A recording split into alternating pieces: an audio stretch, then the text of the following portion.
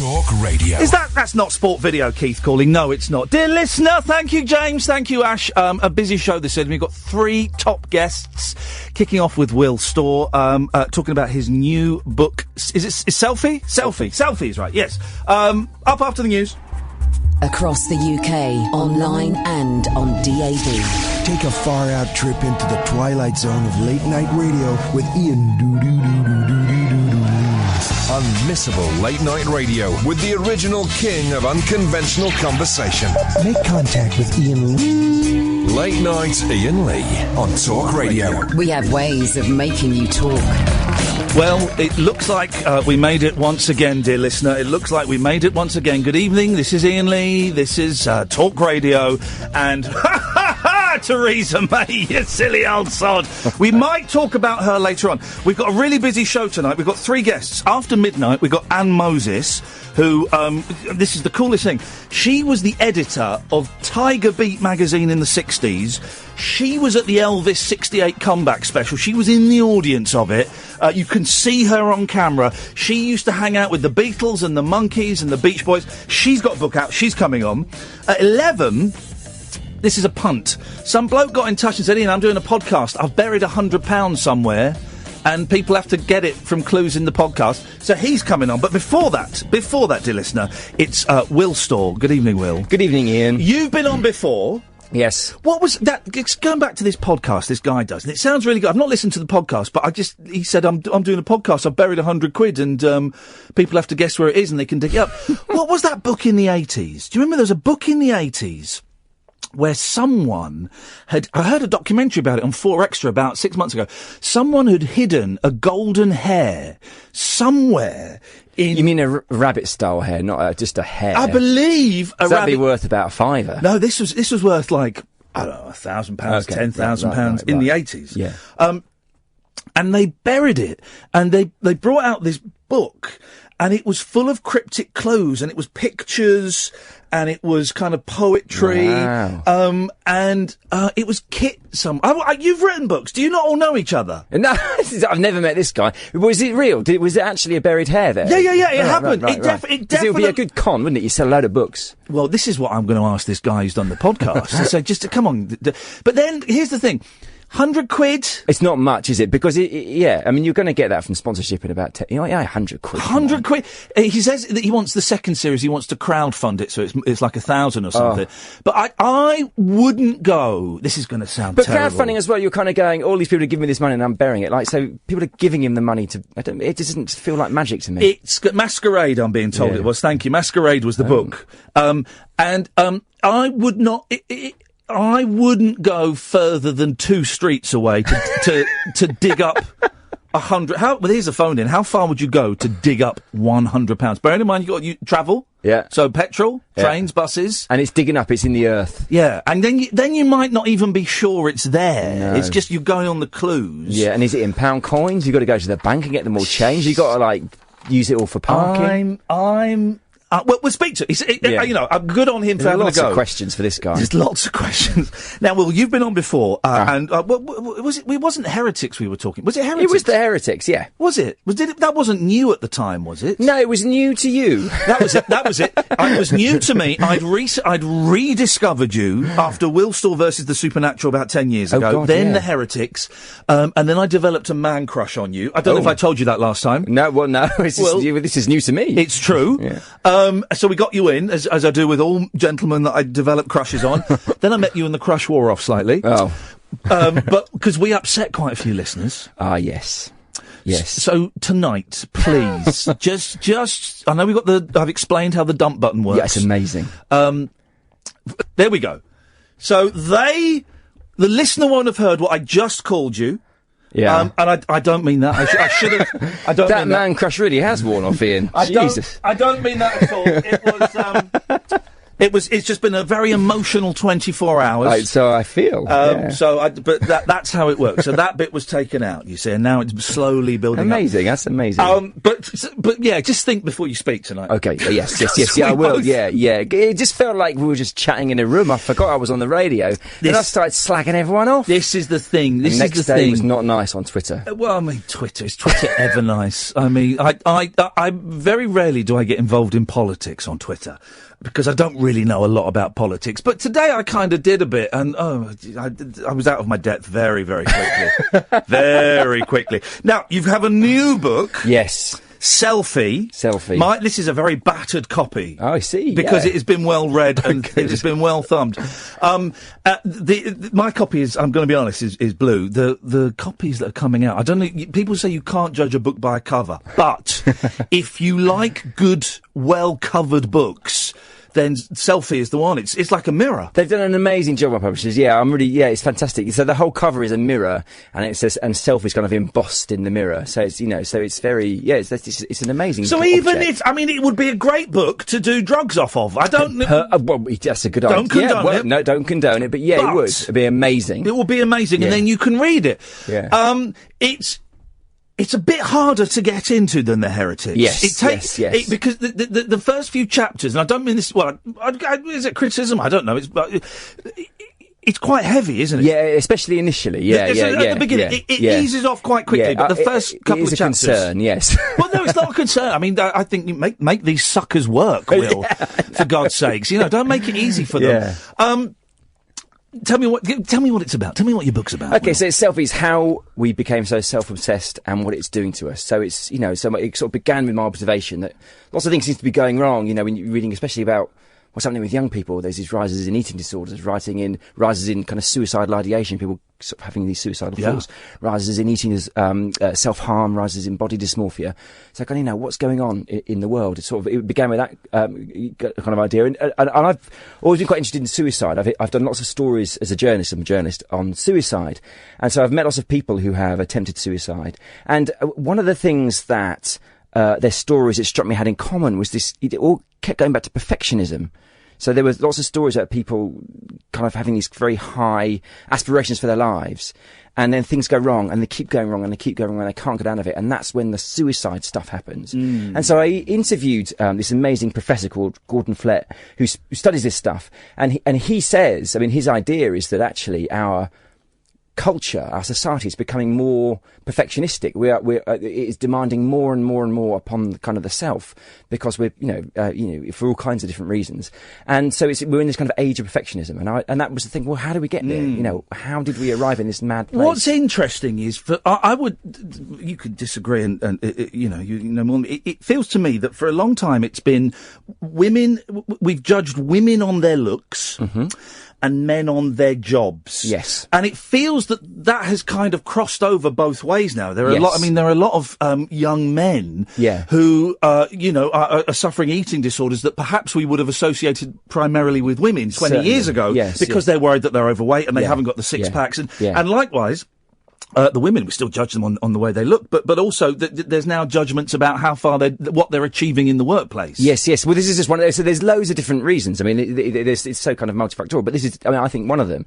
We've got to be very careful to caveat our comments and say that, the pressure on men to be more, to be kind of more feeling and better fathers is great, and the pressure for women to succeed is great too. But, not everything is, wonderful, because it means that that there's this huge pressure now on women to have it all, they say. So you've got to be the perfect mother, and you've got to have an amazing figure, but you've got to succeed. You've got to be an entrepreneur now. You've got to be a CEO. You've got and the same with men. It's not like the 50s anymore, where men could just be angry and do their job and come home and put their slippers on. Men have got to be amazing fathers, and this is the big change from in our generation. And I'm sure you're the same. When we were at school, Ian, nobody went to the gym. Boys didn't go to the gym. No, of course not. We went to the pub and we ate chips. Yeah. And now, like, you look at Love Island. Young men these days are gorgeous. They're amazing. What are you doing watching Love Island? When I'm watching over my wife's shoulder. We talked about this. We had lunch. A couple of months ago, I think it was now. And we were both, we're of a similar age. And we were both talking about that thing of going. We both went all up. We both went a bit away. You've shifted yours. Well, not really. I've done a bit of 5-2ing. Oh God! But it again. You know, I'm 44 today, and this today? Yeah. Oh yes. Oh, happy birthday! You're on a very special day here. The magic's going to happen. But and I've got kind of a middle-aged spread. Yeah, you know, me too. And 20, 30 years ago, that would have been all right, you know, and it would have, but and it is still all right. But in my head, I'm going, I'm fat. Yeah. I'm fat, and I don't want to look like this. Yeah. I want to look like those people. Yeah. Well, see, one of the things our culture does is it presents us with this image of the ideal self. And the ideal self in our culture is thin, it's in its 20s, it's extrovert, it's self-starter, it's very individualist, it's got its own money, you know, it has all these kind of qualities. And you know, we're thrown this image of what the perfect self is all the time. And it's powerful. Yeah. It's, you know, it has this effect, and you know, we can't help but unconsciously compare ourselves to this image of the ideal. And if we fall short, that's when these perfectionistic, you know, we feel, oh my God, I'm failing to be this kind of perfect self. And that's what self-esteem is like. How do we who is this perfect self, this extrovert, perfect body, you know, selfie snapping, globally minded, you know, who is this person that our culture, because it's a very particular, specific, slightly strange person. Yeah. Where did it come from? So the book tracks this story, which really begins in ancient Greece. I mean, that's how far back it goes. And Listen, we'll take a break. I'm fascinated by, and I'm trying to remember because this was quite early on in the book. Let's take a break, and then I'm going to remember the bit I'm thinking of, and boy, oh boy, it's going to be good. Late night, Iain Lee on Talk Radio. We'll get you talking. Guys, honestly, you really need to be watching the show on Periscope tonight, because you are getting literally all the inside gossip. Will and I don't know how we got onto this, were talking about having cameras inserted into us. I have had a camera up my anus because I thought I had bowel cancer. I didn't. I just had piles and an anal fissure. But there was a bit. Once you've had a camera up your bum, anything goes. And I was lying on this gentleman's table. I assume he was a doctor, with your knees kind of up. And I think it went up 16 centimetres. And at one point he said, "Now listen, this next push, you might find it quite arousing." What? But don't be alarmed. Doesn't mean you're gay. Doesn't mean. But this, we're about to hit the spot that you might find. Oh. And I went, all right, yeah. Oh, yay. Was it good? It was all right. It was all right, actually. How far out was it? About 16 centimetres. But then you were saying, oh God, you've had a camera in the front entrance, the front door. 3 weeks ago. Oh, the pain. And it's disturbing because you can feel it. And it's almost as if to get it in the bladder, like, I don't know how it works, the penis. Well, but it feels like there's valves in it, and they were just like pushing and pushing. And it was like, and there was no sedation. So, I mean, my father had one up the back. Yes. And he was sedated. Why don't they sedate for the front? The front's a much smaller hole. To teach you a lesson. Oh, it was awful. And then they were like angry at me because I kept like shouting and swearing, going, ah, like that, which was disturbing the poor guys in the waiting room just outside waiting to have them. And then they told me, people looking at their watches going, I think we'll come back. Yeah, it was awful. And then he said to me, you know, when they finally had the thing out, they said, you know, you made that a lot harder on yourself because you should have just relaxed. It's like, how can you relax? How can you relax? How can you relax when they're shoving a camera up your penis? Oh, even thinking about it. And I literally drove home down the A20 with one hand on the steering wheel and one hand clutching the stuff. That's how I tend to drive anyway. I've noticed, genuinely, I've noticed. Clutch your junk. My hand rests on my crotch as I'm driving, and I've noticed that, and that's a bit weird. Yeah, you should have both hands on that.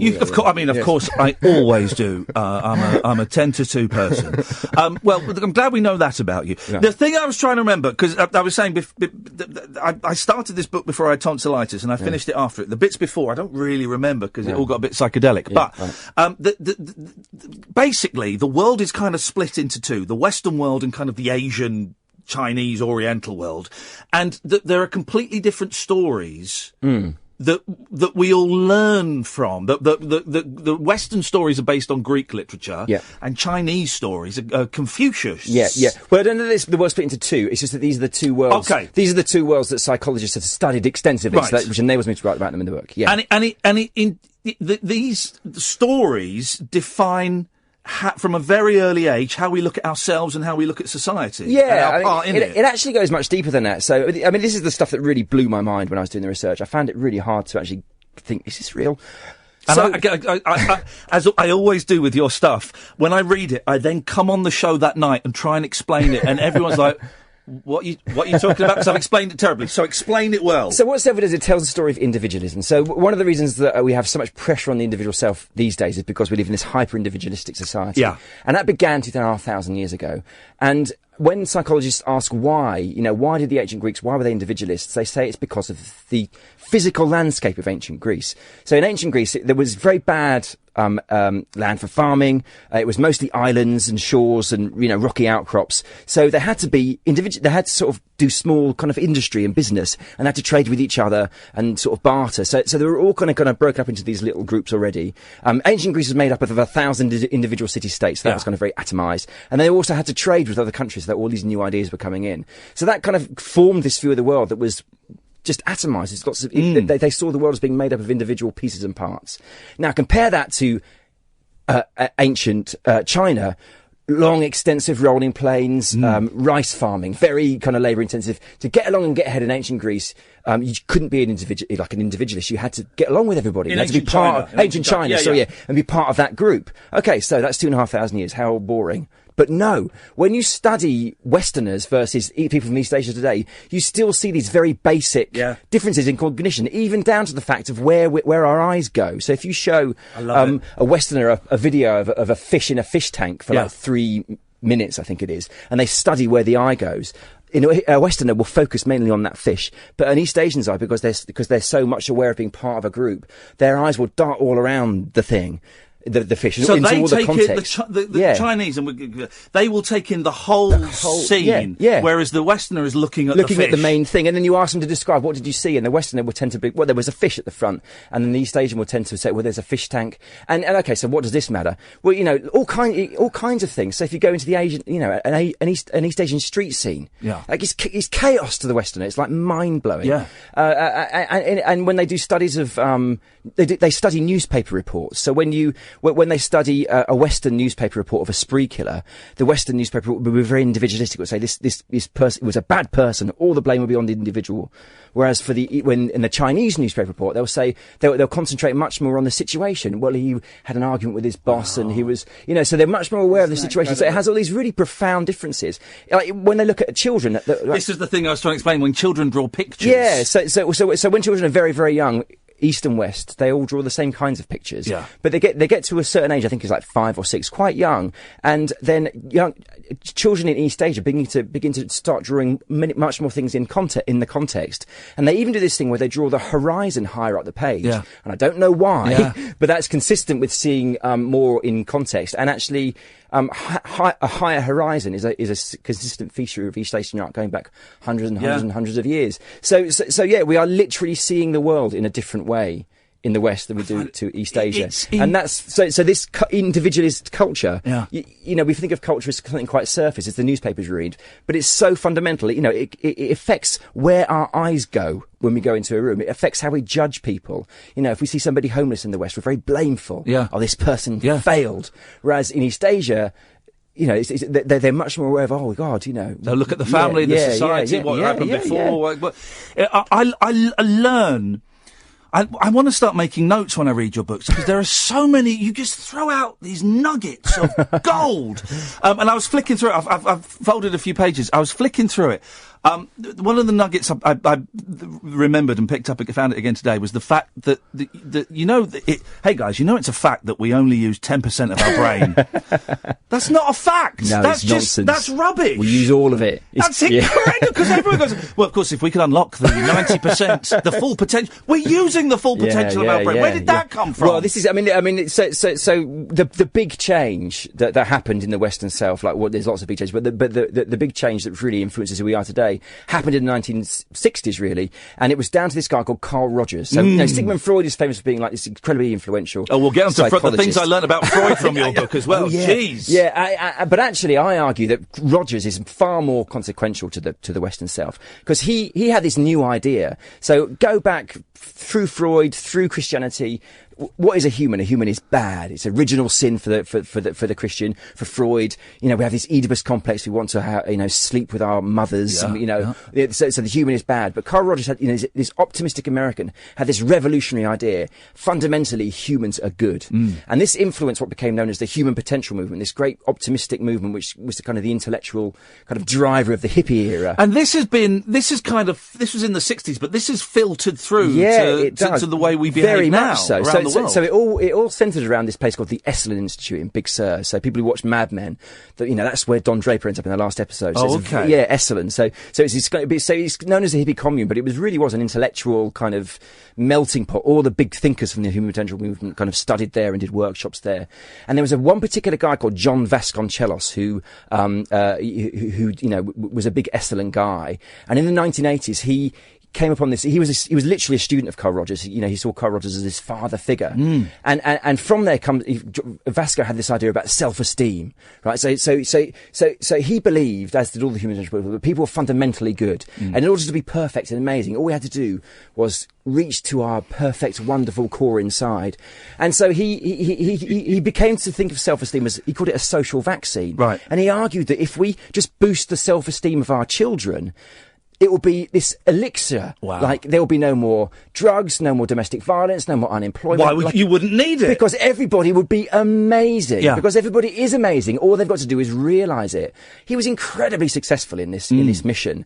He kind of launched. He's a politician, so he launched this task force, which became kind of news around the world when he kind of announced that these scientists had done. These 7 scientists in the University of California had done the work, and they'd confirmed that it's true. Self-esteem is this social vaccine. And it became, part of our school system, both in America and in England. And a whole generation, a whole generation of parents began to teach their children, you are wonderful, you are special. They protected them from failure. It was 14th place ribbons, prizes for everybody. And then what you see, this is, there is some sort of debate about this in the psychological community, but what you see, slap bang at the beginning of this self-esteem movement are rises in narcissism in young people. Wow. And what do we have now? Well, the selfie generation. Yeah, what happened in 2010 when they launched the front-facing camera? It was on the phone. It was imagined it was going to be a tool for using Skype and FaceTime. It was a front-facing camera. Talk to your gran. Yeah. But what did we do with it? We took pictures of ourselves and uploaded it onto the social media. We took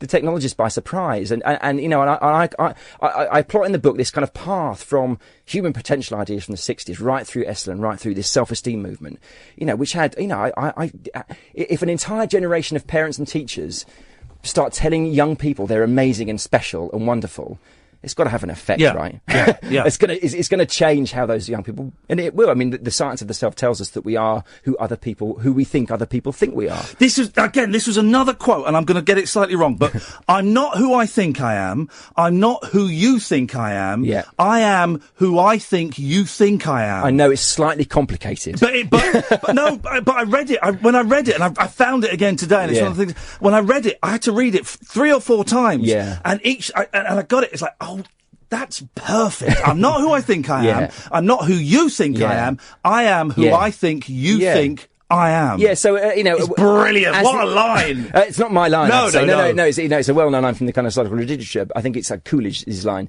But yeah, there's no, the self is an illusion. This is what the scientists tell us. We don't really have a soul. So how do we work out who we are? We look out into the world and we see how we're being treated. We get all these cues from our social environment, and and we build our sense of who we are, and if we're nice or bad, if we're thin or fat. We get that from our culture.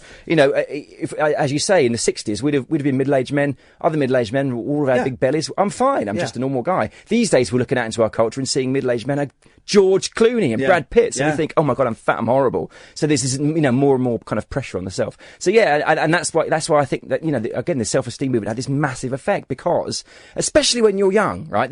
When you're young, you're still forming very much your sense of who you are. Yeah. And if all through your life, teachers and parents, all the adults around you are telling you you're amazing. Yeah. God, that's going to have an effect, isn't it? There's a phrase that seems to have... I've noticed it a lot the last couple of weeks. It seems to have popped up again. I don't quite know why. Obviously, it's from The Matrix. Red pilling. Yes. Red pilling. Yeah. I don't know why it's popped up recently. It's obviously from somewhere. Reading your books is a bit like taking the red pill. In as much as... You get lost in your books, and I love it. And you put it down, you just kind of...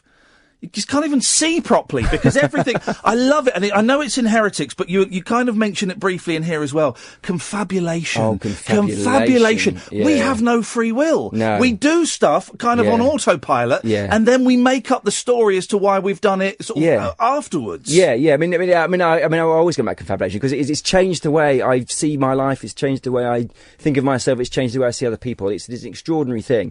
So the debate in the scientific community, in the mainstream scientific community, isn't do we have free will or don't we have free will? It's do we have any free will at all, or do we have kind of marginal and conditional free will that we can exercise under certain circumstances? Because we're mostly unconscious. But what we have got, they call it the left brain interpreter. Yeah. This was exposed in some studies that were done in the 60s, which this guy Roger Sperry won a Nobel Prize for.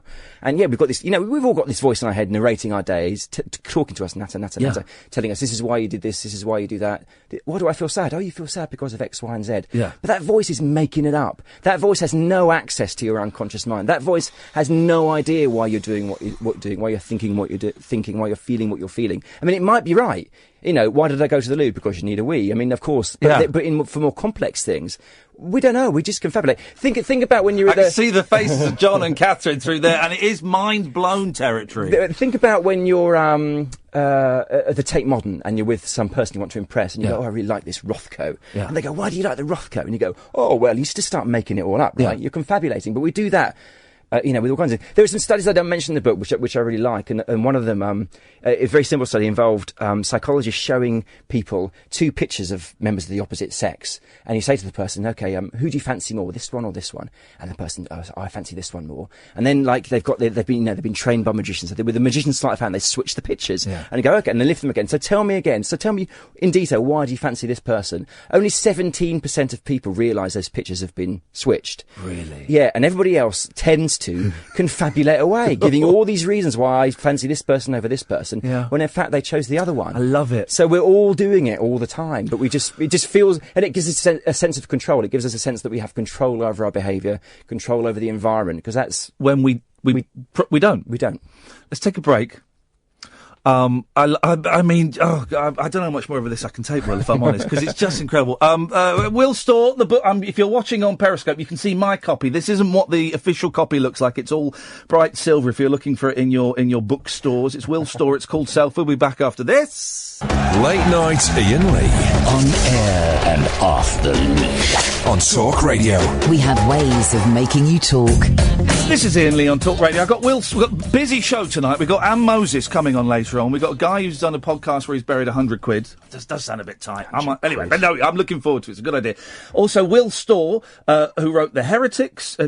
Will Storr versus the Supernatural. The new book is Selfie. It's out next week, but you're saying it's out now. Yeah, some of the shops have got it. What's going on with these booksellers? Where's the best place for people to buy it so you get more money in your pocket? I mean, I've got no idea. Is that Amazon? I don't even ask. Okay, fine. Yeah. Well, you'll be on Amazon. Yeah, I just assume I'm not going to make any money. Go into your Waterstones though. Yes, or foils in London. I tell you, if in London foils are going to do their whole window in a big selfie display. Are they really? So I'm loving foils right now. Are they really? Oh, that's brilliant. Yeah. It's had brilliant reviews. I mean, you do the thing that I don't do it anymore, but you do the apologetic tweets. Oh, God, I feel awful about it. John Ronson does it as well, and there's someone else that does it.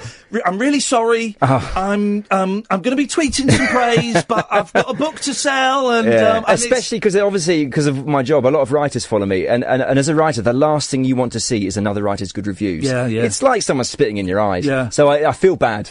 No, I know. No one listens to this show. Sorry, I should have said that before you traipsed in. And me and Kath do another podcast, The Rabbit Hole, and we've been listening to a lot of American podcasts because we were doing that. Guys, excuse me, I hope you don't mind, but we've got a podcast. I'm just going to leave it here if you want it. And we were listening to these American podcasts like Beautiful Anonymous, which is an amazing show. Anyway, a few others. And they are the masters at selling. Guys, this is our podcast, this is our website, and if you want T-shirts and mugs, then you come. And we're sponsored by Steve's Cars, and Steve's got the best cars, man. Yeah. Just go, and I kind of like it. I kind of like that. We've made this thing. We think it's really good. Yeah. we think you should look at it, and listen to it. But I think it's on social media because really, I'm there on there to promote my business. Yeah. But my business happens to be me. Yeah, so exactly. It comes off as boasting. That's what makes me uncomfortable. You've written a book. I know. That's cool. I want to ask you about the process of it. How long? How does it work? How long did it take you to write it? Did you have, I'm going to write a book about Selfie and go from there? Or did you kind of go somewhere and the story kind of unfolded? How much do you start with? Well, I mean, this was different because with The Heretics, I had lots of individual kind of stories that I'd already written for newspapers, and so it was slightly easier in that sense, whereas this is a proper book that is all written for itself, pretty much. But yes, I mean, so it was coming across a story of Vasco. I was amazed by that. Just this idea that this one guy who actually, I said before, he said the scientists have said I'm right. Yeah. Self-esteem he was lying. Like, it just wasn't true. Yeah. And that has such a huge consequence for who we are today. That just electrified me. I thought, well, that's amazing. And so that was the kind of the first, that was the sort of the kernel of the book. And then I started to look into this perfectionism thing, and then when I spoke to that perfectionism guy, Gordon Flett, and he said, our culture is getting more perfectionistic. There are more and more opportunities for us to feel like failures in our environment, and that's what's causing all these problems. And the two connected, the two connected. And I thought, wow, that's when I really thought, wow, there's a really amazing untold story out there that hasn't yet been told about who we are today, how we got here, and what are the actual sort of deep reasons why we're seeing so many of these particular problems. You're very open about your own kind of issues and struggles with mental health and things like that in the book. Do you ever, because I kind of am on here a bit as well, do you ever kind of write something? You talk about being suicidal and about being depressed, and do you ever write something and go, I don't know if I want my mum to read that, or Aunt Teresa to read that or anything. Do you ever worry that you give too much of yourself in the book? No, actually, because I have this kind of slightly romantic and probably maybe a bit cheesy view of what a writer should be. And if a writer isn't prepared to expose the very core of who they are, I feel that the writer has failed. Yeah. Like, one of my favourite books of non-fiction is Blake Morrison's And When Did You Last See Your Father? And I kind of read that when I was first starting out as a writer. And he describes being in the bath. He's in the bath of his deceased father's house. It's the first time he's been in that bath since he was a kid, and you can say masturbate. Yeah, he masturbates in the bath. He describes masturbating in the bath, and he describes his dead father's bath. Yeah, I've not read this book. And he describes the sperm coming out of the thing, and it really, I thought, this is amazing. You can say penis. Yeah, yeah. But no, and that had a big effect on me. And from that point on, I've been like, no, I know it sounds really sort of worthy and ridiculous, but if you're not doing that, if you're not prepared to do that, then don't write. Yeah. I know what you mean, because, I've talked about everything. I've talked about, looking around trying to find somewhere to hang a bit of rope so I can hang myself and stuff in the past, that kind of stuff. And I do think, just shut up sometimes. But that's the only thing that pulls me back, because I think, one thing I worry that it comes across as self-pity. Yes. Yeah, and so that's what I do pull back from. Like, I've written a few pieces for the past in The Guardian, which I think do have the tone. I haven't got the tone right, and it comes across like I'm going, oh, whale, poor me. Yeah. So I'm trying to moderate a bit, but not because I want to hide anything, but because I feel like I sometimes perhaps test the patience of my reader. Yeah. I feel I've got the balance right in Selfie. There's not actually that much in it, but it's really interesting. I feel I test the patience of the listener. Do you still hate yourself? And I say that for a reason, because again, kind of rereading that bit, been flicking through it today and rereading bits, so it's kind of fresh in my memory. The bit where you go to that place for a week, the Esalen Institute, yeah. And you say that you're full of self-loathing. Yes. Do you still?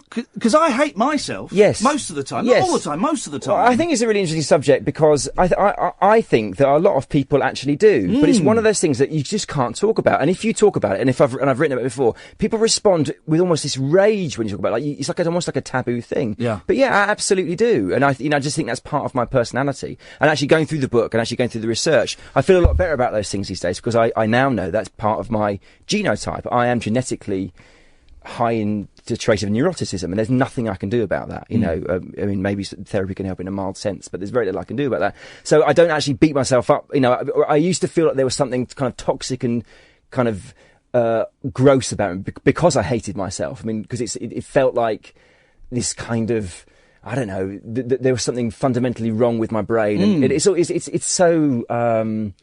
It's almost subversive. It's a nasty, shameful thing to say about yourself. But now I realise it's the way my brain is. It's the way I'm high neuroticism. It's very hard to change these kind of personality traits, and so I'm at peace with that now. Sometimes, you know, I'll be in a situation. I mean, maybe after this interview, I'll go home and I go, God, you know, why did you say that for? You're an idiot. And I will go into that state of self-loathing. But what I don't do anymore is then spiral into, I go, oh, that's just you being a twat. Yeah. You're neurotic. You'll forget about this. You do. You also, another thing you do that I do, and I've never heard anyone say this before. And I read it and I went, oh God, I'm a weirdo, but I'm not such a weirdo. I get little shame attacks. Yeah. Where I remember something shameful that I've done, and it could be a minor thing, you know, or it could be something quite horrific that I've done to someone else. And when I get it, I get a little shudder in my body, and I go, oh, yes, and I make a noise. And yeah. I've had. It happens when I'm out and about, but it does tend to happen when I'm in bed. And I've had girlfriends go, "What was that?" I go, "Oh, nothing. I was just falling asleep." It's just the self-loathing coming out. And my kids have heard it. Go, "Daddy, what's that noise?" And I go, "Oh no, it's nothing." Yeah. And I've never heard anyone else describe that. You were describing me. You do that. Yeah, definitely. I wonder how common it is, you know, where you just, your train of thought hits something shameful that you've done. And it could be something from 2 weeks ago, or it could be something from when you were at school. Yeah. And like, sometimes I'll be in the supermarket and I will stop in my tracks and make a noise, you know, and go, oh, you know, and or my hand will fly to my forehead, and it will just be this and I must look like a complete freak. But I'm also convinced that it's not just, well, you just said you do it too. I'm convinced that other people do it too. Well, they must do. They must do. Now I found another brother that does it. There must be others out there. And it feels almost like it feels like you're kind of burping the self-loathing out. You get this sense of emotional pain. Oh my God. But I remember stuff that I haven't thought of for 30 years. You know, something I did to someone at school. It's like, oh. Yeah, they're the worst. Awful. Fun times, huh? We got another 20 minutes. The book is Selfie. It's by Will Storr, S-T-O-R-R. We'll have a quick break and come back after this. Late night, Iain Lee on Talk Radio. We have ways of making you talk. I'm going to tweet now, in fact, that you're on. I should have, and I have tweeted earlier on, but I know I can see that Kath has just tweeted. We should. You're not at Will Storr. At W Storr. S-T-O-R-R. Who's someone nicked Will Storr. I felt less ownership over my name, and then I realised there was somebody else called Will Storr in the world, and I felt betrayed. I hate the internet, and I hate people. The book is Selfie. I'll post some links up during the next news of where you can go and see it and where you can get it. We should mention, we'll go on to the digital stuff. We've got another 15 minutes or so, and we'll talk about the digital stuff. But You write about Freud, Sigmund Freud. Siggy. Siggy. Little Siggy. Did they call him Siggy? Yeah, they did, yeah. Because that's what they called him in Bill and Ted, isn't it? Yeah, I love a nickname, yeah. And I did not know that to help him get to sleep, his nanny would stroke his willy. Yes. Just to help him. It explains everything. I mean, can you remember the family setup? Because it's It's really complicated. So the nanny thing, that's what scholars think, and there's good reason. So he admits in his writings that there was some sort of sexual shenanigan with a nanny. Yeah. And in another document he wrote, it's a well-known fact that unscrupulous nursemaids help their children go to sleep by masturbating them. So it seems very likely. Yeah. But what we do know for an absolute fact is that he had a crush on his mum. Yeah. So he it's a really complicated setup where his dad had older children and grandchildren that were his age. His dad was like the grandfather's age, and his mum was much younger. So his brothers were the same age as his fathers would have been, and what happened was his mum kept having. He's like adored his mum to an insane degree, but his mum kept having children, and so. he was kind of kept away from her in that sense, and he kind of blamed his dad for that. And you know, I think a lot of it's because of the nanny thing. He developed a very mixed up sense of the generation. So he writes about his first crush when he was 17, but he also fell in love with that girl's mum. And then and he says in one of his famous letters, I too have felt love for my mother. So this is the hilarious thing that Freud does. Is he goes, well, when I was a kid, I wanted to sleep with my mum and murder my dad because I hated him, because I was jealous of him.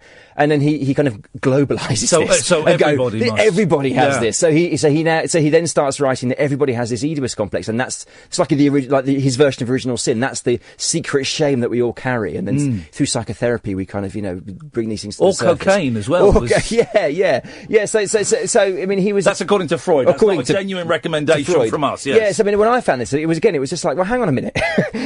So you see that, and actually, this is another thing that psychologists have found is that they say when other minds are unknown to us, we kind of project our own minds onto them. We massively overestimate how similar other people are to us. We massively underestimate the huge diversity there is in kind of the people around us. And Freud did that same thing. He kind of went, well, I'm like that, so everyone's like that. And actually, no, mate, no, Siggy, that's just you, mate. There's a lovely story, I can't remember the gentleman's name, but that guy that's a huge Freud fanboy, and he goes from South Africa, the South African gentleman. Fritz Perls. And he goes to visit Freud. Tell that, because I love that. What happens and then what he does afterwards is brilliant. Yeah, so Fritz Perls, he was a Jewish guy, so he fled Germany because of, obviously, that's what you want to do in the 1930s in Germany, and set up in Johannesburg as a Freudian psychotherapist and big fanboy. And then, when everything calmed down, he kind of returned to Vienna, and he kind of paid this pilgrimage to Freud's house, kind of knocked on for Freud, and it's kind of Freud opens his door, and Fritz Perls are excited. He says, "Oh, I'm here," because Fritz Perls, he was quite an arrogant guy. He kind of, I'm here to deliver a paper to this conference about your work, and he was expecting it to be this big sort of big meeting of minds, these two geniuses finally meeting, and Freud just went, and so when are you leaving? and sort of closes the door, and Fritz Perls kind of stalks away, and he kind of turns on humiliated Freud. and enraged. He turns on Freud in a very kind of angry, passionate way, and then he kind of winds up in California, and he becomes one of the kind of founding minds of this human potential movement. So he becomes this kind of the anti-Freud, and so Freud was all about. We have all, it's the opposite of the authentic. The authentic self is terrible and awful, and what we need to be doing is trying to get rid of it so we can be socialised, civilised creatures. Whereas Fritz Perls completely turned that on its head and was like, no, we should be authentic. And it doesn't matter what we do. And to him, that meant walking around naked with a huge erection, going up to young women and saying, I'm a dirty old man. Yes, absolutely. Yeah. So one of the things Essendon was famous for, and still is, and they still have it, to my middle-class Tunbridge shock, was these naked baths. So in Essendon, they've got these, like, hot spring baths and all the hippies. And this is where you went? Yes, where I went. All the hippies go naked down there. Did you go naked down there? No, God, no. Oh, I'm come English. on, man. I've been in those Japanese hot spas with the Japanese gentlemen naked. Yeah, no, it's mixed. Oh no! But of course, these kind of hippie things. So people are very kind of non-sexual down there. It's all we all have to pretend that we are, or whatever. But he didn't. He used to walk around wearing a onesie and have it with his big stiffy sticking out of it. You said his erection would arrive before him. Would announce his arrival, and he would just look up and sort of, this is the 60s. Just look up and sort of grope women, and so basically his whole thing was you have to be authentic, and it doesn't matter what you do or what you say, as long as the only thing that matters is that you're authentic. And of course, again, we still have these ideas very much with us today.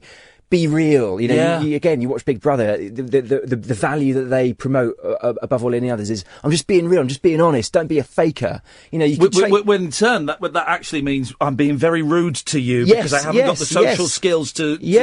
And you can trace all of. I mean, I don't want to be too oversimplistic about this. Of course, these ideas come from lots of different places. But, part of that you can trace right back to Esalen, to Fritz Perls and Carl Rogers, and this idea that the inner authentic self of the human is wonderful and special. And we all have to be authentic. And, again, we still have these human potential ideas with us today, very much so. The comeback to that line, I'm a dirty old man. Do you remember and I'm a dirty young girl. There we go. That scene took place. Yes. The book is brilliant. You are worried because it is quite heavy to start with. The opening is quite dense. Yes, I know. Yeah. I mean, structurally, I had to begin with suicide and perfectionism and the science of perfectionism. But there's nothing else I could do really. But it's sort of halfway through it gets much easier. And it is quite hard read at the start, but it's definitely worth persevering. It's worth persevering, and it does pick. I want to talk about towards the end. You talk about the digital, yes, how we are presented digitally and what the impact it has on us. The internet's terrible, isn't it? Basically. Well, I mean, there are some good things about social media. We are a tribal species. We are a social species. It does enable us to connect and keep relationships, blah, blah, blah. But also has lots of very, as we're finding, quite bad effects. I mean, some obvious examples might be this kind of mobbing that we find on the internet, where one of the kind of the facets of this age of perfectionism is that we have to have the perfect political views. Yes, and if you stray out of this kind of this very narrow sense of what our culture's idea of the perfect online political view is, people get destroyed. Yeah. And there's a very sad, I mean, I don't go into it in detail, but there's a very sad example at the beginning of the book of a British teenager who, she shared a picture amongst friends on Instagram, and she was worried that she would be perceived as racist, and it got out, and she committed suicide. Yeah. And I tell the story of this guy, Austin Heinz, in the book, who, he was accused, I think, very unfairly of being a sexist because of something he said at a tech conference. He was kind of mobbed all over the internet, and he ended up committing suicide. So this is, so that's just one thing. So that's, and that's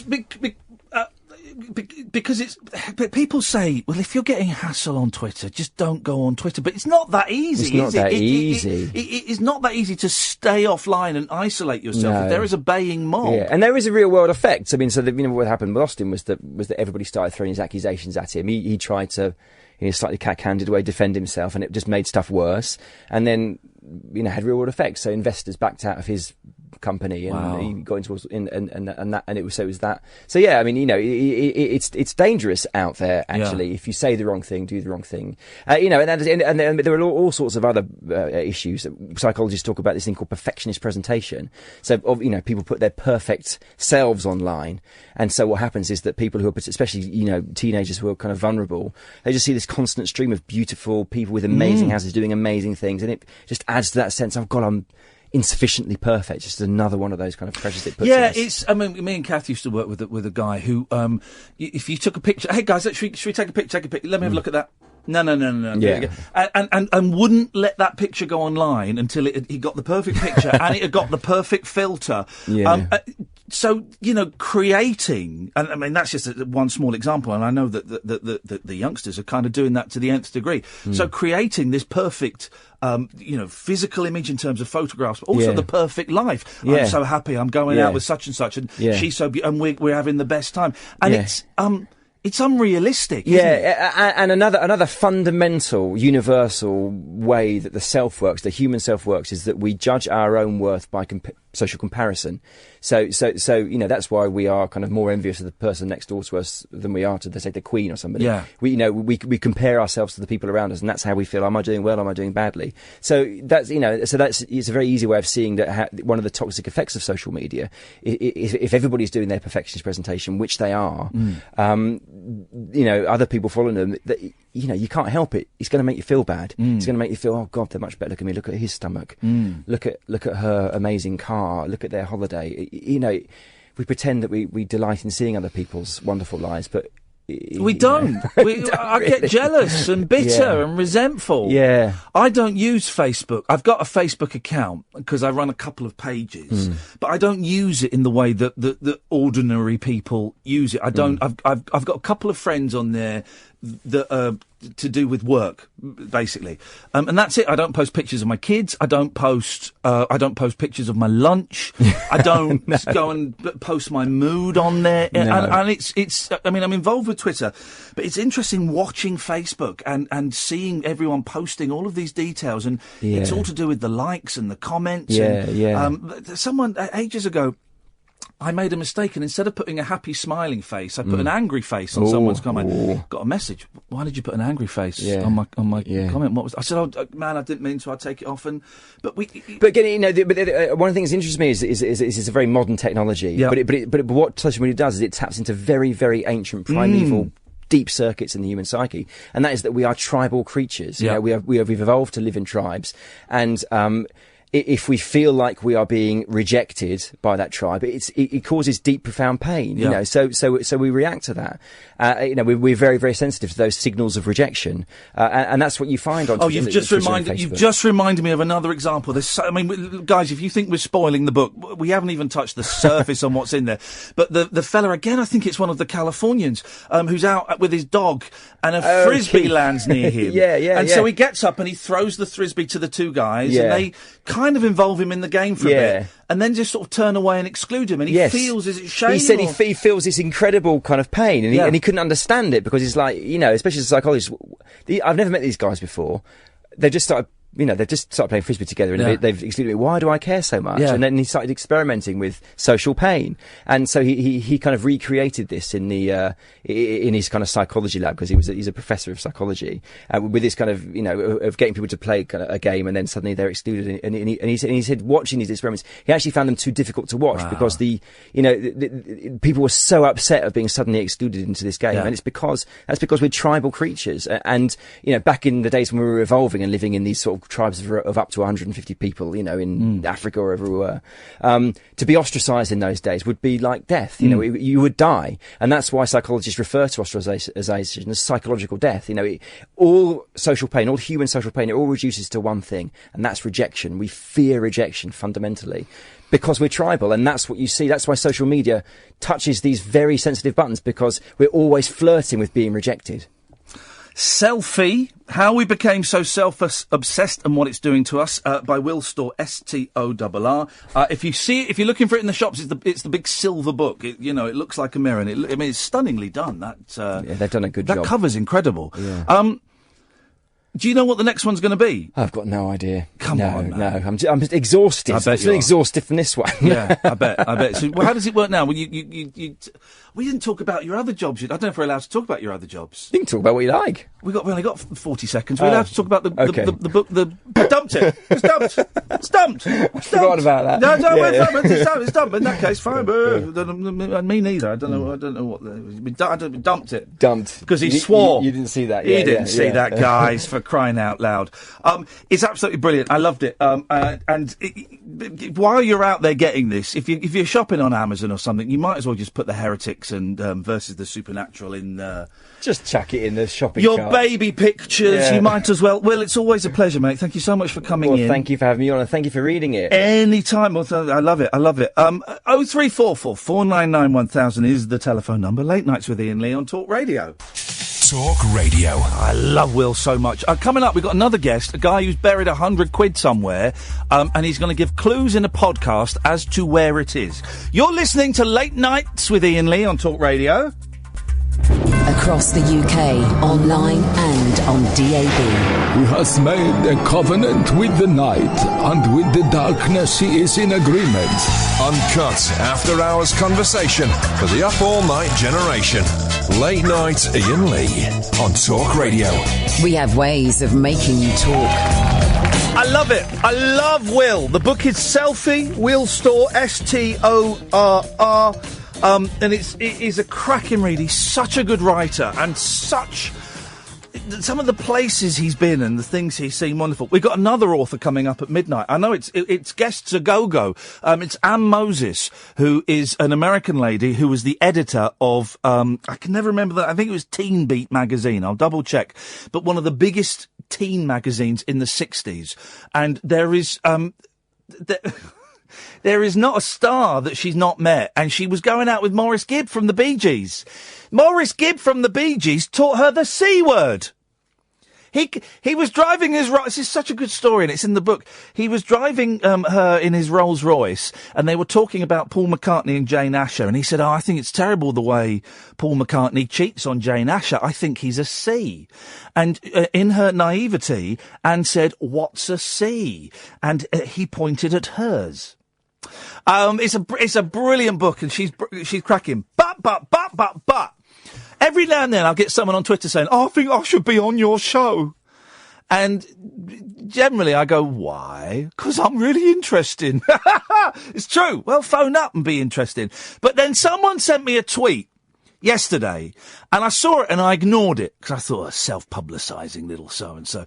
And then it percolated in the back of my brain. I thought, oh, actually, that sounds like a really good idea. It sounds interesting. Paul Tyler was that person. Good evening, Paul. Hello, Ian. Thanks. Happy birthday. I say thank you very much indeed, mate. How you doing? You all right?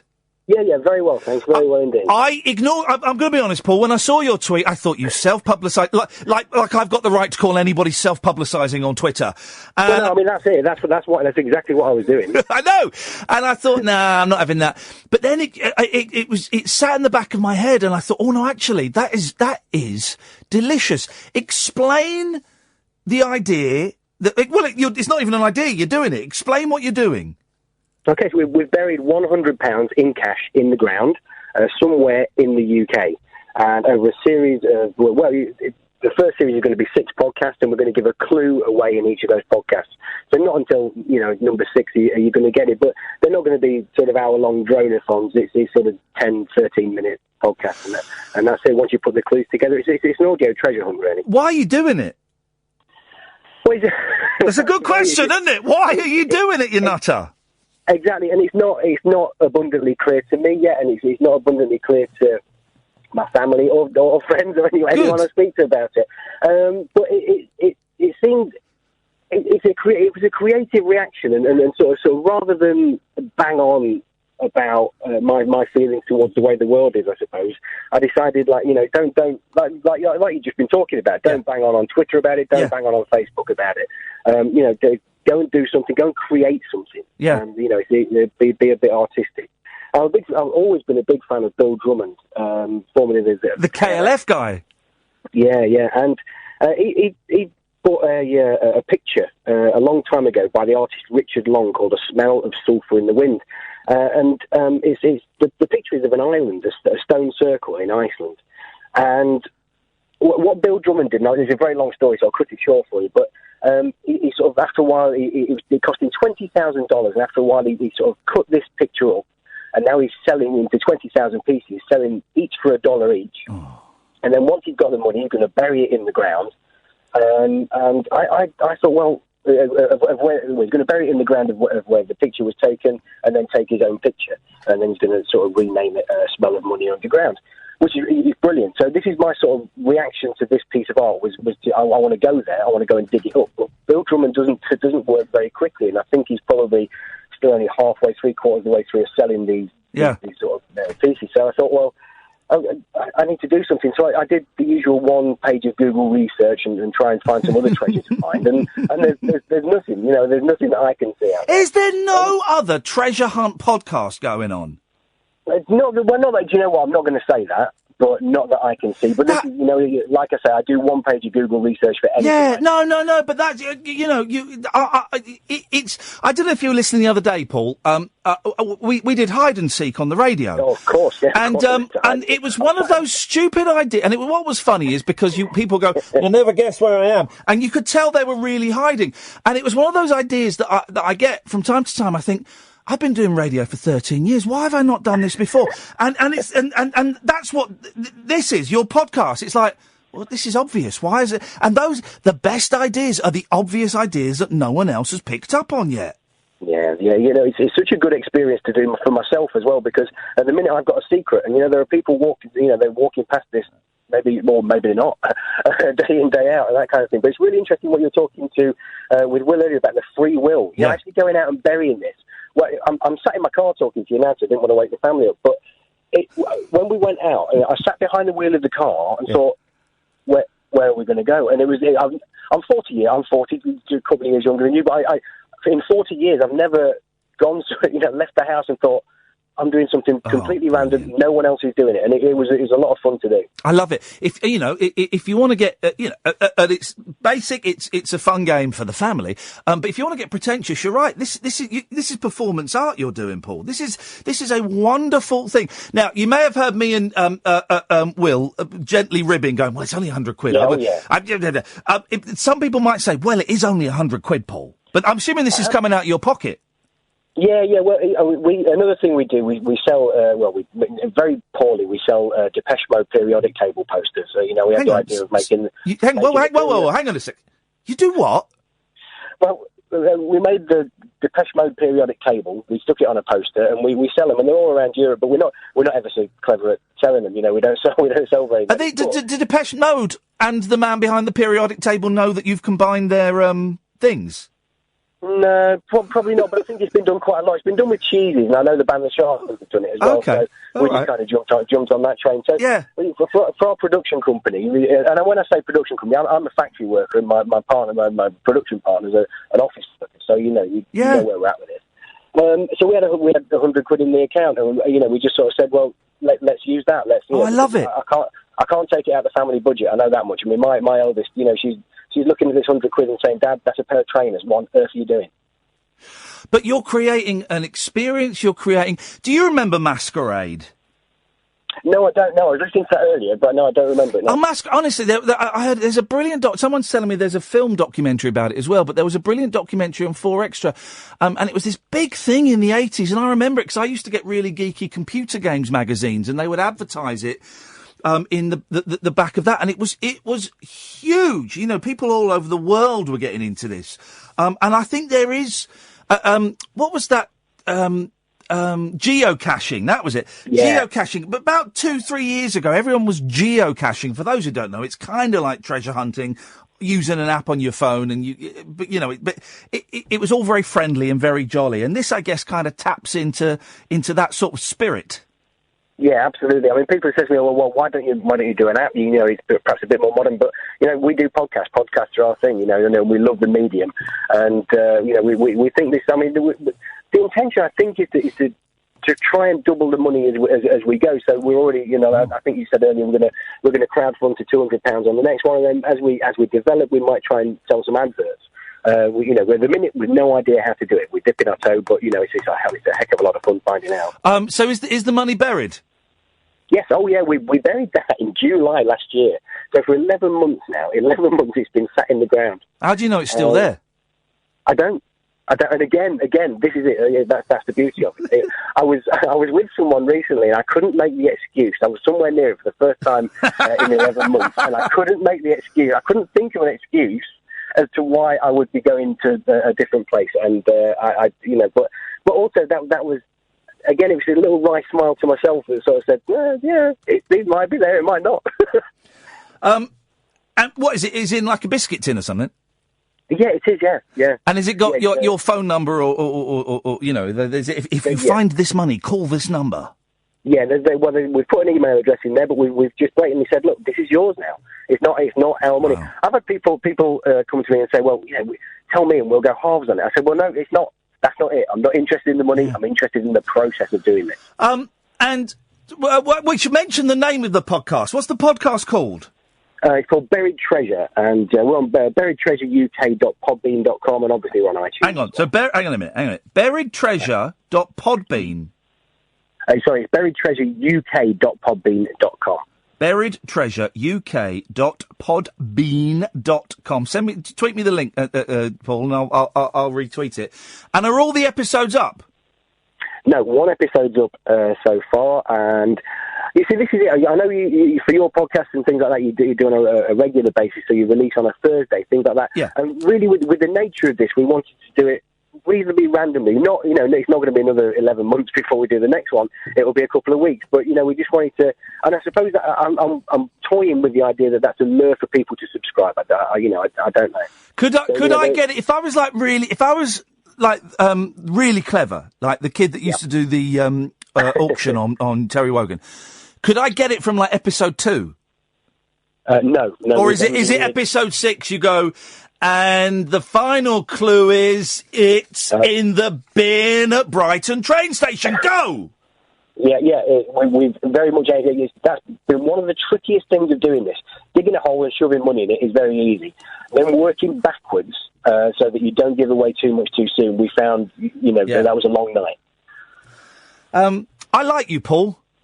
Thanks. I like you a lot, and I like this idea, and I think it's absolutely brilliant, and I hope people buy into it, and I hope people I hope people play along because I think it's delicious. I think it's naughty. I think it's pretentious. I think it's stupid. I think it's all of those things that I strive to be, and I think it's an absolutely cracking idea. And I wish you the best of luck. Can people? It'd be on iTunes and stuff as well, wouldn't it? Oh, of course, yeah. You have to be on iTunes, don't you? Of course you do, Paul. If you tweet me the link, now, whenever, when I see it, I'll give it a little retweet. And I wish you the best of luck with it, mate. Fantastic, thanks, Ian. Come on when someone's found it. I will, yeah, I'd love to, yeah. I mean, it'll be a euphoric day for us all, and then we can we'll move on to Series 2. Nice one, Paul. Thank you, mate. Cheers. Well done. There we go. I like that. I like him. What a nice bloke. I'm glad that tweet percolated in the back of my head.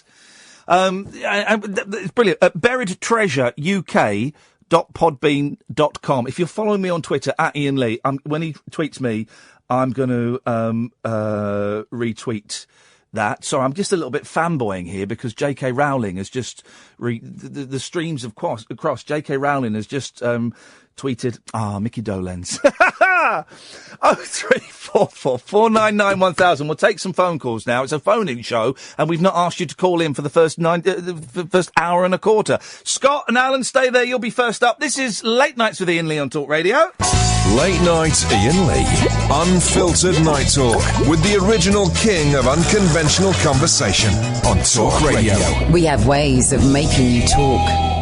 0344 499 1000 is the telephone number if you want to give us a call. We lost a caller there. Who was they? They bottled it today. Caddick! Hip, hip, hip, Dad. Hip, hip, hip, Alan! How was your night off yesterday? Oh, I don't know what to do with a night off. Oh dear. No, I don't know what to do. So I watched Repo Man, which I'd never seen before. I'd only ever seen the first 15 minutes of it before and got bored of it. Then I watched it, and last night I thought, yeah, this is brilliant. Then I got a headache, so I went to bed, and then I thought, I'm not really interested in the election, but I'll just watch the first bit on telly. Yeah. But you can watch it. Here's the thing. Once I found out you could watch it on your phone in a little corner, but then also look at Twitter, I was away. I was doing that. Well, with me, I missed the most important bit of the election. Which bit was that, Alan? The voting? Exit poll. How do you mean you missed the exit poll? Because I was watching the ISS. I thought I had 40 weeks so I can be ready to stay up through the night. Yes. Next thing I know, it was 22:11. Right, well, you could still... I mean, I fell asleep at midnight and nothing had happened by then, apart from David Dimbleby getting angry that a microphone didn't work. I thought it was because there was a fly in the studio. Well, what? But exciting news. We are in... By the way, it's all kicking off. Sinn Féin have said that the DUP going with the British government is unconstitutional. Uh-oh. This is coming from people who don't bother taking their seats in Parliament in the first place. Alan Caddick knows a lot about Sinn Féin. Yeah, but she can't... Here's the thing. She can't do an informal coalition with the DUP, someone told me, because of that very thing. She has to make a deal for Ireland and Northern Ireland in Brexit. The DUP want something. I've already run out of information. I don't know anything about the DUP, but it seems a little bit, how can I say this? Musky that she is sidled up with those guys when they will want something out of her in the Brexit negotiations. I thought Theresa May would have done a coalition with the Liberal Democrats, like Cameron did with Nick Clegg in 2010. Well, that's what I thought, but it didn't happen. That's a good voice, isn't it? I didn't know I could do that voice. Well, that's what I thought, but... Hey, when we're in America, I'm going to go to the studios where they make cartoons and say, I got a voice for a guy in a cartoon! Remind me of Officer Dibble. She needs to... Here we go, guys. She needs to resign, Alan. And we need Prime Minister Boris to sort this out. Has Boris still got a job? Theresa May, go away. Come back another day when you are a big gay. Well, the thing is, here's the thing. I was listening to this on the radio on the way in. She's having a cabinet reshuffle, but she can't get rid of the top five. Boris, Rudd, Philip and the other. She can't get rid of them because if she gets rid of them, they will turn against her and she loses that vote in Parliament. If she fires Boris Johnson as Foreign Secretary, right? Yeah. Well, then he's never going to vote. He's never going to back her up on any of her votes, so she's lost one vote. She can't do a thing. I spy a leadership election. I spy Prime Minister Boris Johnson on the horizon. We're all going to get nuked. I thought that was Mr. Trump's job. Well, I mean, we did all joke. Do you remember a couple of years ago, Alan, we're all joking about, wouldn't it be funny if the Americans voted Trump in as president and Boris Johnson became Prime Minister, and we all laughed at that impossible fairy tale. It's going to happen, man! Fantasy becoming reality. Thank you very much indeed, Alan. And luckily, that's not all of your fantasies become true because a lot of my female listeners would be disappointed. We know stuff. Anyway, who'd have thought I'd end up... Kaz, come and join me in the studio, for goodness sakes. What are you doing out there? Who'd have thought I'd end up having a heavy political debate with Alan Caddick, of all people? 0344 499 1000 is the telephone number if you want to give us a call. It's always weird throwing to the phones after we've had a guest, and we've had two guests. He was good, that podcast lad, wasn't he? I enjoyed that. Excellent. I think... And I like, because part of me was worried he'd say, well, and I'm glad you invited me on because we're being sponsored by Steve's Cars. And Steve's Cars is great automobiles. And Steve's personally handed us the £100 and it can be used in any Steve's Cars anywhere around the country. And he wasn't. He goes, me and my mate had it in a bank account and we thought, well, we might as well bury it. And I love it. I love that homebrew. And I did when I saw it. I thought, I'm not going to get involved in that. And it just, in the back of my head, so I just went, send me an email, we'll sort it out. And I love it. I want to know what it's like to go out in the dead of night with a shovel and something to bury that you don't want people to see. It depends. It can be very heartbreaking. No, I mean, if it's money. The money. Know, God, I've got no idea what that's like. No, not at all. But can you imagine wandering around? 1,000. Yeah, it'd be exciting. Oh, you'd have a little Brucey boner. But people are going to be digging up places they shouldn't be digging up, aren't they? Oh, yeah. Oh, he's encouraging vandalism. It's going to be mayhem. It's going to be an absolute nightmare. Oh, I hope someone finds it. I hope someone finds it and gets in touch and then goes around the world with the £100. Do you believe this guy? Do you think that there is actually money out there? Oh, no, there's part of me that thinks he's made it up entirely. It's all bullshine. Do you remember that guy at Milton Keynes Gallery?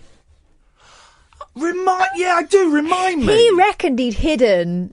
Was it £1 million? No, I don't think it was money. He'd hidden something that was valuable. Google it. Right. Because that was a lie. There was bullshine, wasn't it? But it was to get people into the gallery. He claims he'd hidden something valuable. I thought, wasn't it a Christmas tree or something? No. There were Christmas trees on. He claimed he'd hidden something valuable. Here we go. £8,000 cheque. It was money. In Milton Keynes Gallery? Yeah. But Milton Keynes Gallery didn't know anything about it. And he said that he'd done it. And that it could be found, but then no one found it. And then when we went round to his house, he didn't shout out of the window and then lock himself in. Yeah, I can't remember. We sent Justin round. It was all rather hazy after the fact, wasn't it? Never happened. Thomas Georgeson, right? Thomas Bullshineson. And his aim was doing something positive for a town eager to become a cultural destination. So that to me says, yeah, but I got you all into the gallery, didn't I? Yeah, but they weren't looking at the pictures. They were kind of waggling things around that shouldn't have been touched. They were. Yeah, I like that. And do you know what? Because a lot of podcasts are, well, we've got this guest and we've got them for an hour. And I'm not knocking those podcasts. Because we've done it. Well, we've done it, and I've been on them, and I've been on some this week. And it's a great idea. You know, we've got this person for an hour. But I think there is a little bit of exhaustion around those things, unless you have a big name. And also, there are people who do it brilliantly, like Adam Buxton. And, you know, people like that. And I've been on some podcasts, and I'll give those a bit of a plug as well, because I've been on quite a few podcasts recently from you, dear listeners. So thank you to plug the show, and I'll give those a plug in a minute. And when I come back from New York, there'll be a couple more up. I'm going to write a whole piece on my website and link to all of them and do all of that. So if you think I've not been pushing them, when we get back from New York, I will. I really will give it a big push and wait for them all to come in. But how how refreshing to hear a brand new idea, a unique idea. Like he says, he did a first page of Google search. That's all we ever do, really. In fact, sometimes I click on page 7 of Google. It's really boring down there. But he's, he's not backed by a big company. It's just him and his mate wanting to, inspired by the KLF and wanting to do something creative. Yeah. Brilliant. More of that, please. More of that. I totally encourage that. We've got some phone calls. Good evening, Philip. Hello, mate. How are you? Do you know what, Phil? I'm on the top of the world looking down on creation, and the only explanation I can find is the love that I found ever since you've been around. Your love puts me at the top of the world. Did you get a new tune to start your programme? Yeah, me singing that. I missed the beginning, mate. No. We have got a new tune, and you're right. And I let me just find it, because it really is absolutely. I think it sums up the show perfectly, absolutely perfectly. I think it's a really good summary. Has it got that Friday feeling to it? It's got that Friday feeling, and it goes like this. Here we go, ladies and gentlemen. It's the new theme to Late Nights with Iain Lee. Oh, my God. And you thought the 80s was bad.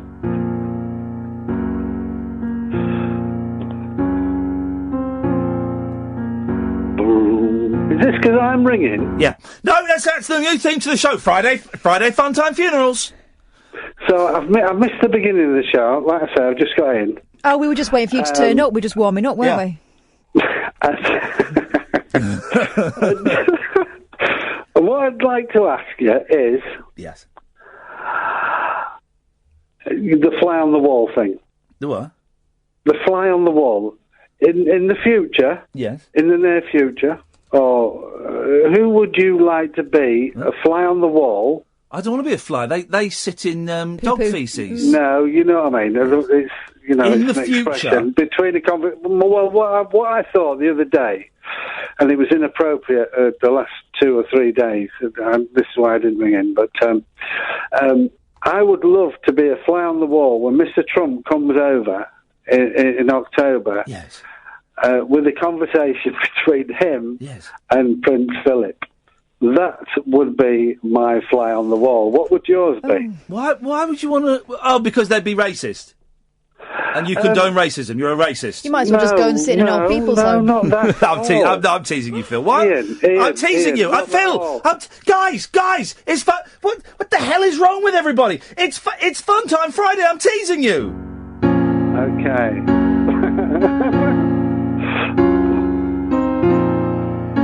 Have you heard, Ian, what they're calling Mr. Trump in America? Well, the word winker over there doesn't mean... Scrotus, they call him. Oh. No, it's his new nickname is The Thinker.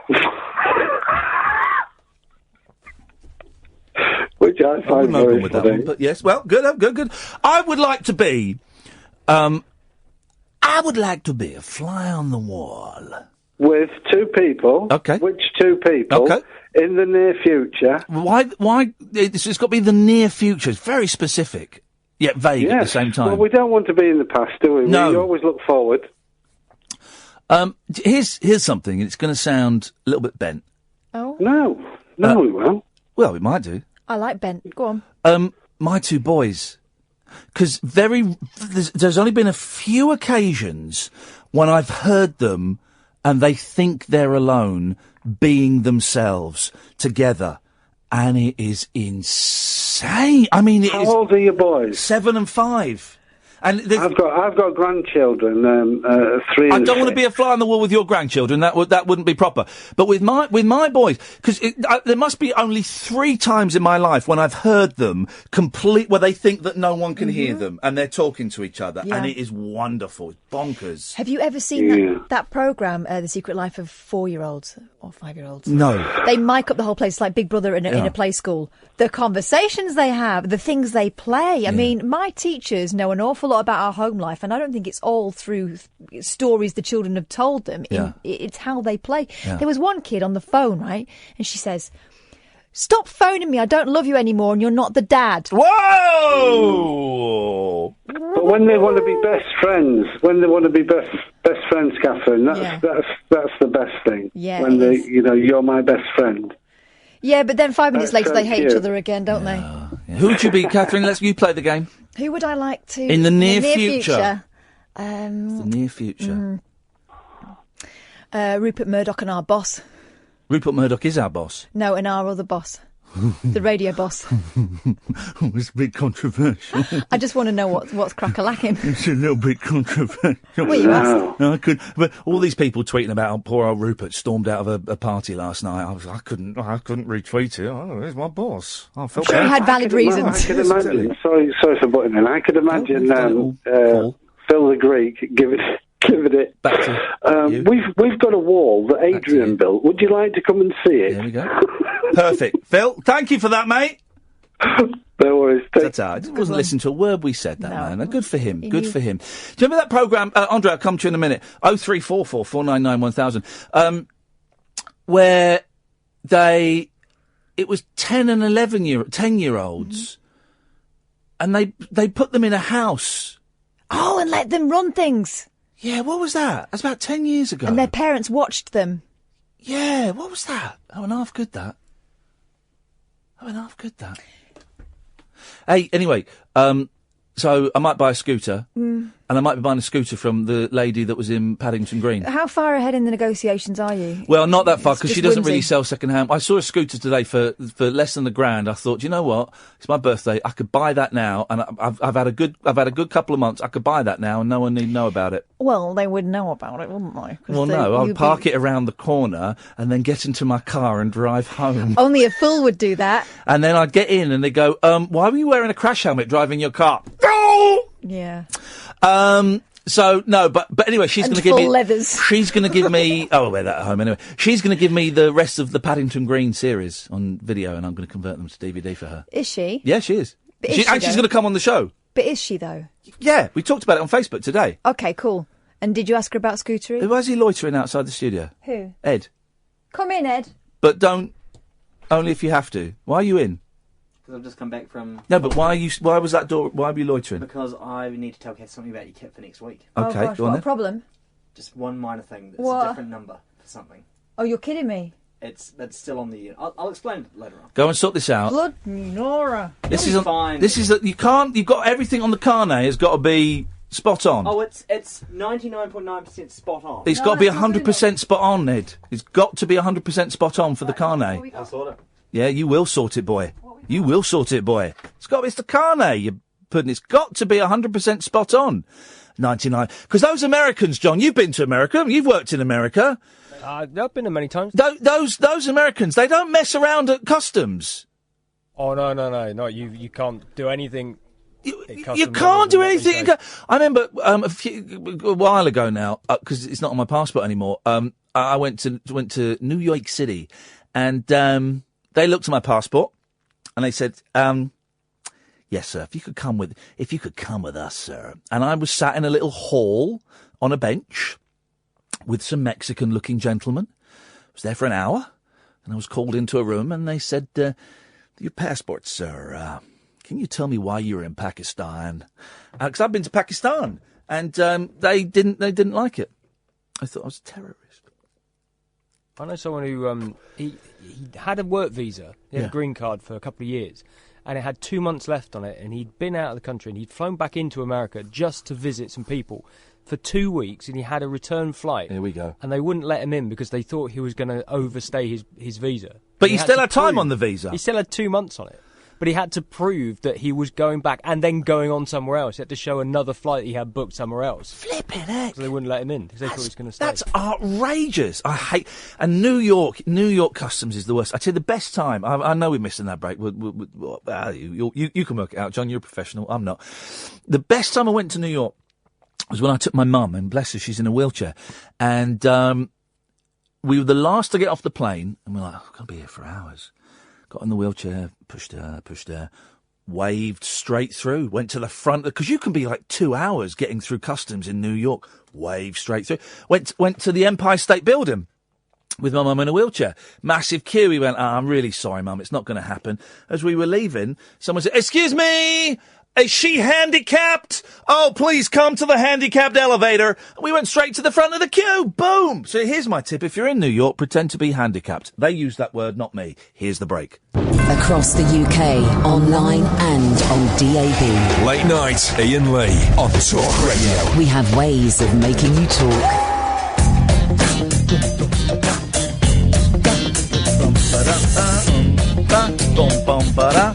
0344 499 1000. Really busy show tonight.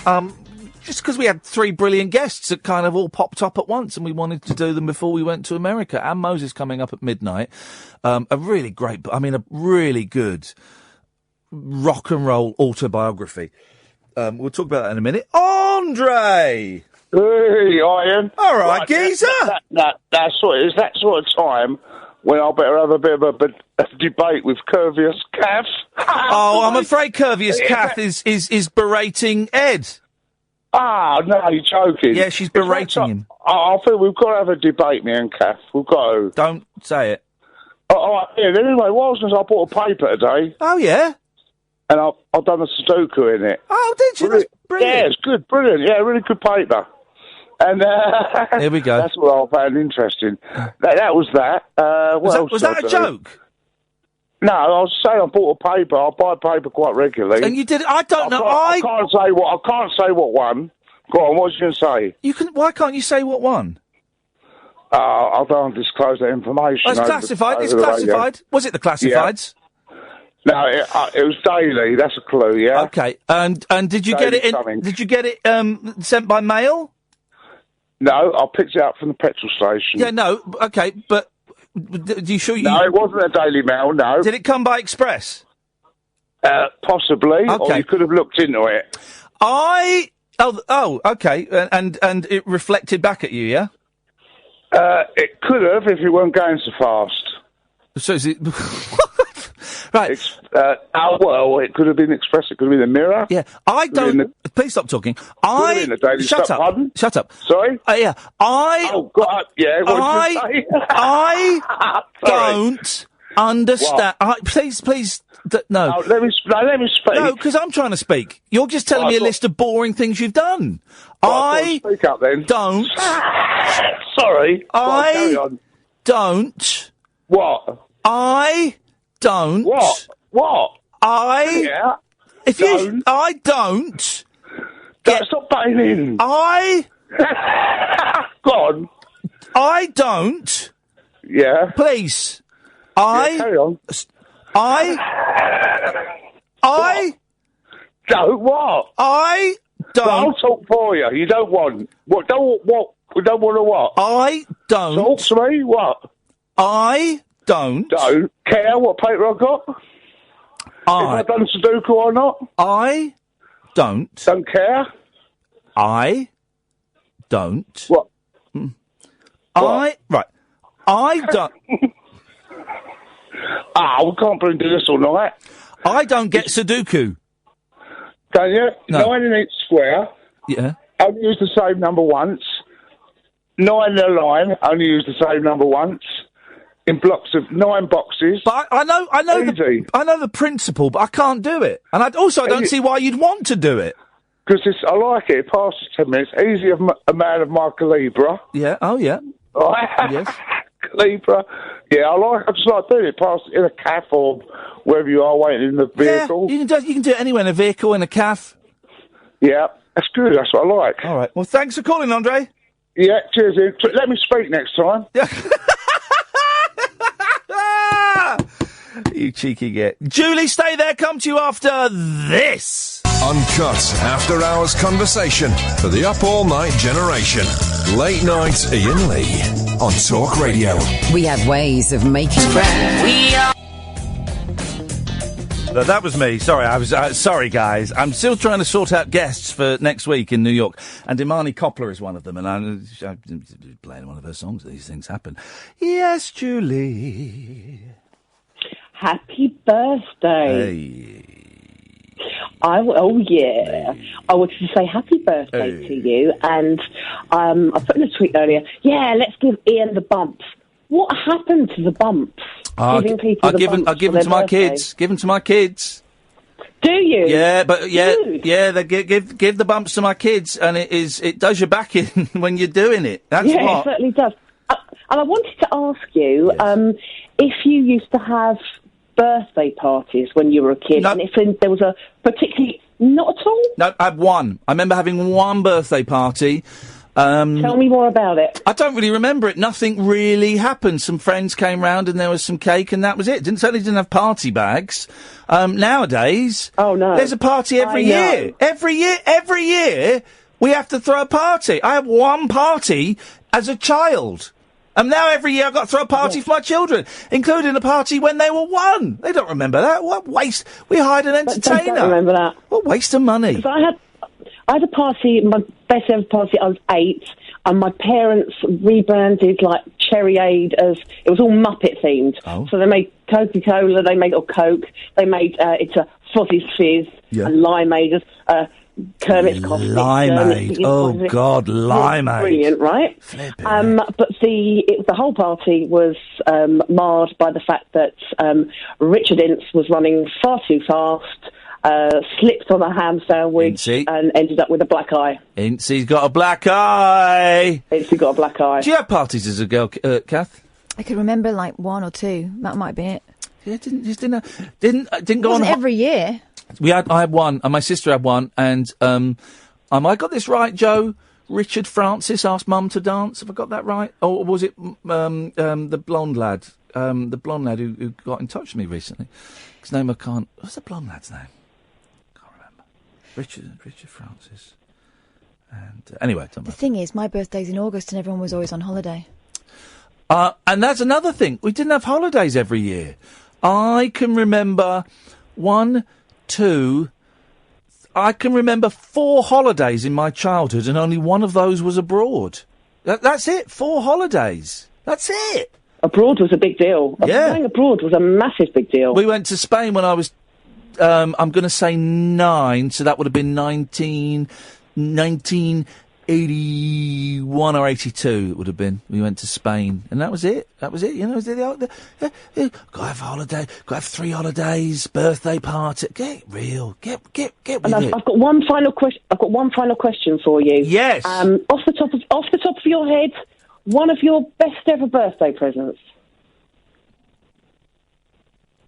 Here's the thing, right? I don't really like birthdays. I don't do them. I don't like them, and I can't ever remember birthday presents either. No, I can't. I mean, but best birthday present. I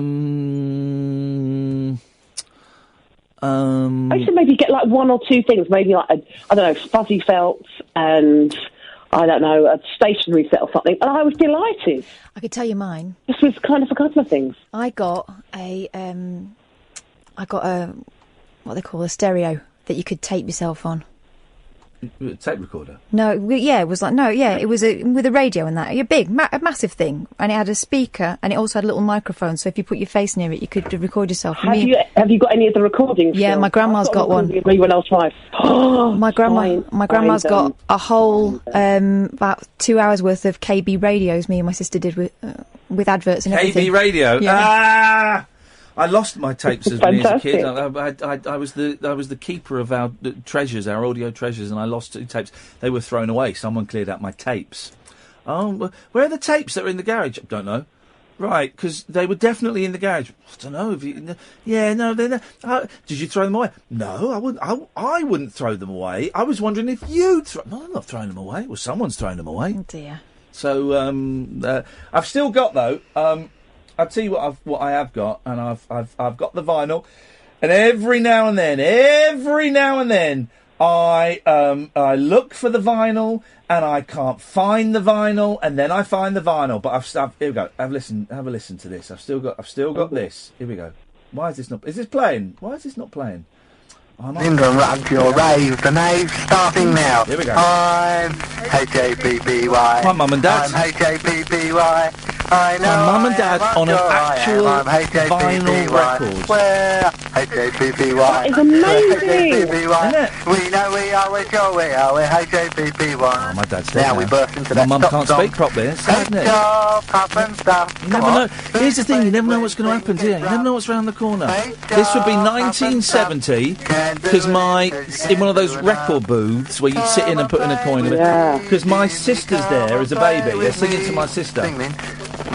Oh yeah, go and get the baby. That is beautiful. That's a precious thing. Yeah, it's treasure. Absolutely. There we go. Look, my mum's gone to get the go. Wait 1 minute. We're just coming now with our baby. We're coming now with our baby to sing a song with words go wrong. Come on, baby, let us sing. Hey, Joe. Sing into the mic, Brett. Sing. Sing, Lolly. Sing to Ellie. Mum don't want anything to do with it. Might hold up while we get our dog. Go on, Frank. Go on. Quick, sing, Frank. Sing.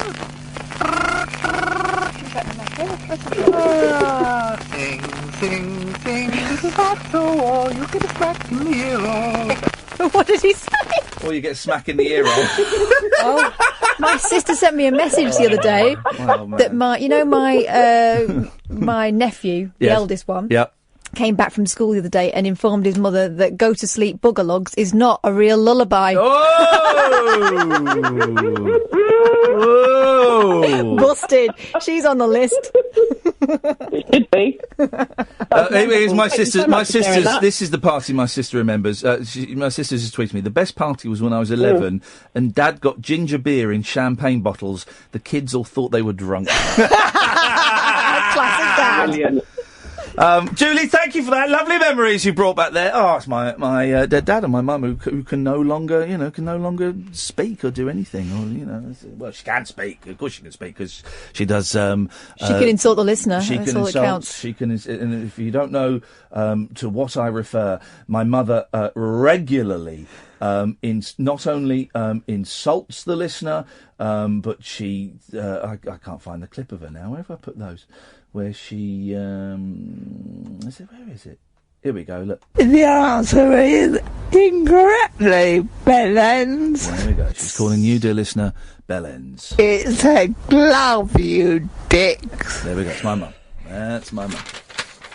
That's what happens. A 47-year gap between those recordings, and that's what she has... That's what she's become. That's outrageous. Absolutely outrageous. Not so shy now. Now that Dad's gone, now Dad's gone, she's insulting my listeners. 0344 499 1000 is the phone number. Very busy show this evening. 3 guests. Hey, we had a bit of excitement with the flights to New York. Is the carnet sorted? The carnet will be okay. Okay. The flights, right? Because we booked the flights, and I'd mistakenly booked your ticket under your maiden name and paid for it, and it was all sorted. And then next day you went, I've done my maiden name, I've got to change it to. Oh no, of course, yeah. So we got that sorted, right? And so we had to pay £60, and that's fine. Got that sorted. And then tonight I thought I'd look about checking in. You can't check in until the day before, but you can reserve your seats like a week before, and I always forget this. So I've reserved seats flying out. Coming back to make sure we were sat next to each other, I've had to pay £55 each because you get a bit of extra legroom. I've had to pay because all the other seats are gone. All the free seats, I say free seats. We've paid for the seats already, and now we've had to pay an extra £55 a seat to come back. But I'm just still getting residual panic from what happened when you rang up and said. Well, hang on a minute. So I've logged in and I've found my seat. I think it's odd I can't find Kath's name isn't coming up when I log in. Maybe I've got to log in as Kath. So I logged in and the name wasn't coming. It wasn't coming. Sorry, error. So I'm flipping it. So I tried it with the maiden name. Error. So then I phoned up the company we booked the tickets through. I said, excuse me, gentlemen. This was at 9:30 with Will waiting downstairs. I'm trying to reserve our seats, and I can't find the name. I can't find the ticket for Catherine Boyle. Okay, give us the details. Give us your booking reference. Yep, you've only got one ticket. And I said, you are joking me, my friend. I've only got one ticket. I said, right. And after some toing and froing and me getting, I was calm, but I was annoyed. We found out that you are booked and you have got a ticket, but there was me thinking, oh God, I've got to go out to New York on my own, and I would have done that. I know you would. You're selfless like that. Well, no, I would have for the listener. The listener wants the experience, and so I would have brought it to them. In many ways, it would have been easier doing it on my own, because we wouldn't have to go shoe shopping or look at bags. Evening, Rob. Rob. Rob's not there. Hang on a minute, let me try this. Evening, Rob! Rob's not there. No, he's turned off by your outrageous sexism. Evening, Rob! Rob's not there. Oh, no, Rob's there! Oh, no, hang on. Rob! Where am I? You're there. You're there, Rob. I've been screaming, hello! Well, Rob, maybe that was it. We have filters here that filter out the screaming. What you got for us, Rob? I just, I'm a pod listen-againer. A pod listen-againer? I dig that. I used to podcast, but then you've trimmed them right down, so now I'm a listen-againer, 100% listen to the whole Well, listen show. listen, but everyone's the podcasts are only half an hour. It's still half an hour more than... No, I know you're not, but some people are on Twitter. It's still half an hour more than nothing, which is what you'll get if I lose my job. Free content. Exactly, free content! It's free content! You won't find me complaining. Anyway. We nearly didn't find you at all. Oh, Catherine, good to hear your voice. Oh, I'll tell you what, why don't you talk to Catherine? No, it's all right. You get paid more. Rob, you talk to Kath. No. Hiya, Kath. Hiya. What's going on? I heard you talking about Billy Bragg. Oh, yeah. And I've got very excited. He's like a giant hero of mine, one of my favourite artists. Brilliant. Well, here's the deal. I'm so looking forward to him being on, and I wanted to know, is he coming in? Are you phoning him? What's going on? All right, don't get too excited yet, because it's still in the very early stage of the negotiation, but Hang on, the you told me he was there. coming on. Whoa. You told me Billy Bragg was coming on. They've said... You were bragging about Bragg. No, I wasn't. He'll come on, but we need to sort out the day. So he's coming on? Fair enough. All right, Yeah. well, then you've backed off a bit, and now you've... I don't know whether he's... But what I can... All right, Theresa May, calm down. No. You're going all in. No, because... Balls in. What? You're going balls in. Like Leave Theresa my balls May. out of this, Theresa please. May's balls. Deep. Oh, God, no, stop. Steady. Here's the deal. I don't know whether he's going to come in or not. We might get him on the phone. As soon as I know, I'll give you a ring, Rob, personally, and... Please? Yeah. Please. He's three of the greatest musical events of my life have been Billy Bragg. Go on, give us them, in reverse order. In reverse order. Brighton Centre, about 10 years ago, the support act was those guys who did the JCB song. Oh, yeah, the Bruce... My dad's got Bruce Lee's nunchuckers. Yeah. What were they called? I interviewed them. So hang on, one of the top three Billy Bragg musical moments wasn't Billy Bragg? They didn't turn up. Right. So They one were of your... supposed to Hang on a minute. One of your top three Billy Bragg musical moments was when Billy Bragg didn't turn up. No, Billy turned up. The JCB song boys didn't turn up. Flipping it, Kath. Can you follow this? This is you. You encourage these type of callers. They come sniffing for you. Sniffing. So let's get this straight. You wanted to see the JCB boys. No. You got Billy Bragg instead? Went to see Billy Bragg. The support act, which was supposed to be the JCB song boys, didn't turn up, so he did the support act himself. Right. I missed the support act bit. Well, they weren't there. He'd done his main set, and he just did the whole evening of all the classics, all the songs you want to hear. So hang on a minute.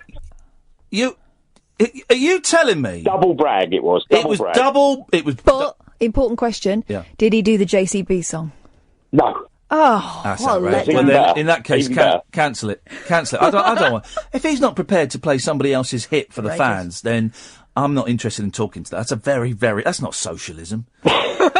That's capitalism at its worst. Property theft. No, because he didn't want to advertise, you see. He didn't want to advertise the JCB. My dad's got... Do you remember that song? My JCB's dad's got Bruce Lee's nunchuckers. I used to like Scritty Politti. No, they weren't. They were called Nizpoli.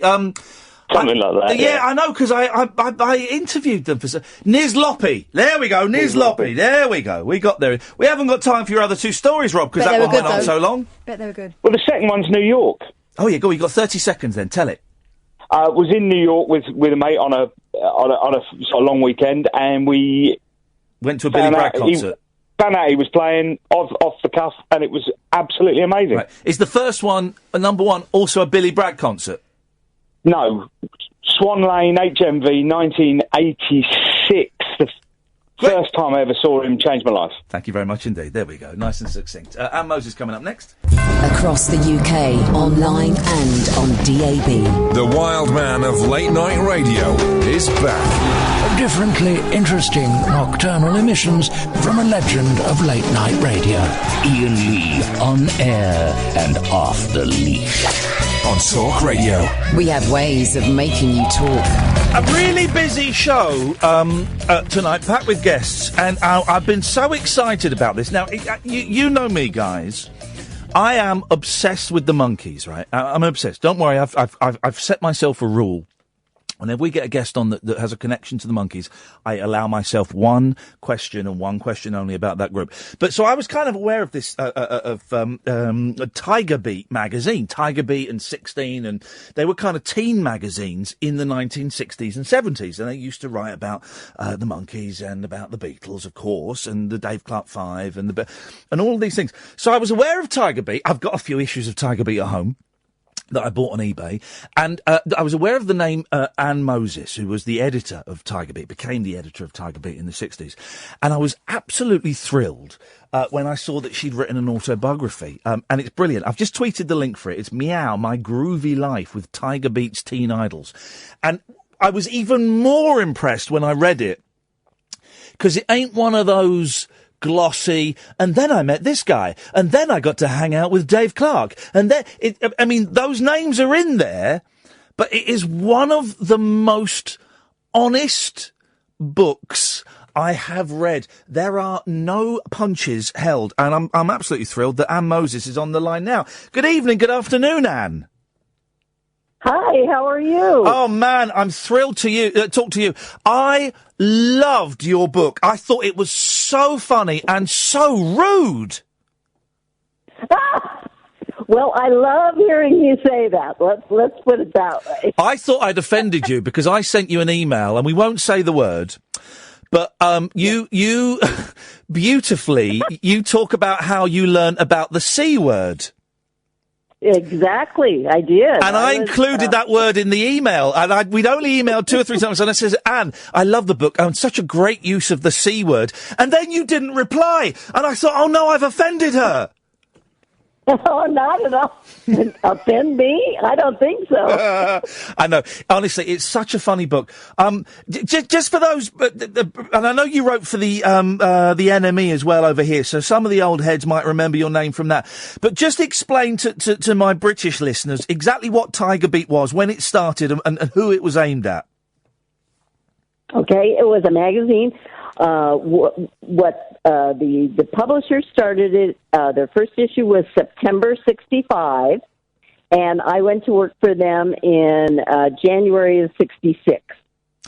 And they, the publisher had been the publisher of Teen Magazine, but he had, when the Beatles came out, he had done a one-shot magazine that sold out, 750,000 copies in 1 week. And he just, said, hey, I'm going to angle this toward the teenagers and pre-teenagers. And he thought he was totally aiming it at girls. And it's only been since I've been writing the book that I've come to realize that we have this amount of male readers. Yeah. I've heard story after story where men have told me, oh, yeah, I used to go grab my sister's copy and read it from cover to cover. And they were just as interested in the rock groups. I'm sure they weren't, dying to read the story on how to marry Davy, but they were interested in some of, all the other things that were going on. And so it was strictly, meant for preteen and teenage girls. Yep. And we just the audience grew and grew and grew. 16 magazine had started many years earlier, so they were kind of the standard, but they were based in New York. So our big advantage was the fact that we were there in Hollywood, where they were doing TV shows, and they were coming to do big concerts, and they were coming to, introduce themselves to the Hollywood press. When the Who would bring out an album, you could bet there was a big, press party at some big hotel. And you started on there because you were kind of writing fanzines at college, and you got a gig on Tiger Beat. How old were you? 18? Yes. And rose up through the ranks pretty quickly, which I was intrigued by that because it seemed unusual in the 60s for a young woman to rise so quickly. That is a good point, and I've thought about it many times. While in some ways I felt like I was, working extra hard because I wasn't a man, and there had predominantly been men journalists. Certainly when the press corps would go on tour with the Beatles, it was all men. But at the same time, because it was a new business, and it's not like they were some huge corporation that had been publishing magazines for all eternity, and so every time I would, seize upon a new opportunity, it would be a step forward because there weren't any rules like, well, no, you can't go there. No, you can't go on tour with this group. Everything we were doing, it was kind of for the first time, and that enabled me to, move up, become editor. When I turned 21, wow, they officially made me editor. But I had literally been editing the magazine for at least a year before that. And just because I just took to it, it's like, I don't know, it was some kind of destiny because I fit what they needed. And then, I loved everything I was doing. Now, Anne, and even... Go on. Yes. I was just going to say that there's a very slight delay on the line. I was just going to say that I don't want to ruin too many of the stories in there because there are some wonderfully delicious stories in there. But I've got to ask you were at what we now call the Elvis 68 comeback special. You were there for that. What the hell was that like, Anne? Well, I didn't know what I was getting into. I had befriended this publicist at RCA Victor, and it was his responsibility to publicize Elvis, and that was not easy at that point in time. 66 and 67. Yeah. It's like nobody was, well, maybe in the UK, but certainly in the US, they were not rushing down to the record stores to get the soundtrack from from Clambake. Yeah, exactly. So, but he tried. He said, "Would you do this favor for me?" And yeah, I'll do that favor for you. And then, so he would really appreciate when I would write stories for NME because there was not that big demand in the teen magazine. But so out of the blue, I get this phone call, and he said, "I've got 2 tickets for you." And he said, "I know you sometimes give the preview tickets away to the Elvis movies I send you." Even you didn't want to go and see the movies. Yeah, that's true. But I had friends that were, rabid Elvis fans, so it's like I was the queen when I'd give them tickets to go to these movie previews. And he said, "But I know that you'll want to see this." So I took one of my rabid Elvis fan friends along with me, and just like everybody else, I had to, I just showed up it was in Burbank Studios, where they filmed Johnny Carson and those type shows, and So drove over the hill, and just like everybody else, I just waited, and there was a long line. It took us like, I don't know, an hour to get in. It wasn't anything extreme, but we did have to wait in line, and then they let everybody in, and they filled up 2 sets of bleachers, which I think, I don't know if they ever show the bleachers on the show, but, you know, they're just 2 sets of bleachers. And by the time I got in, we were in the second to the last row on the top.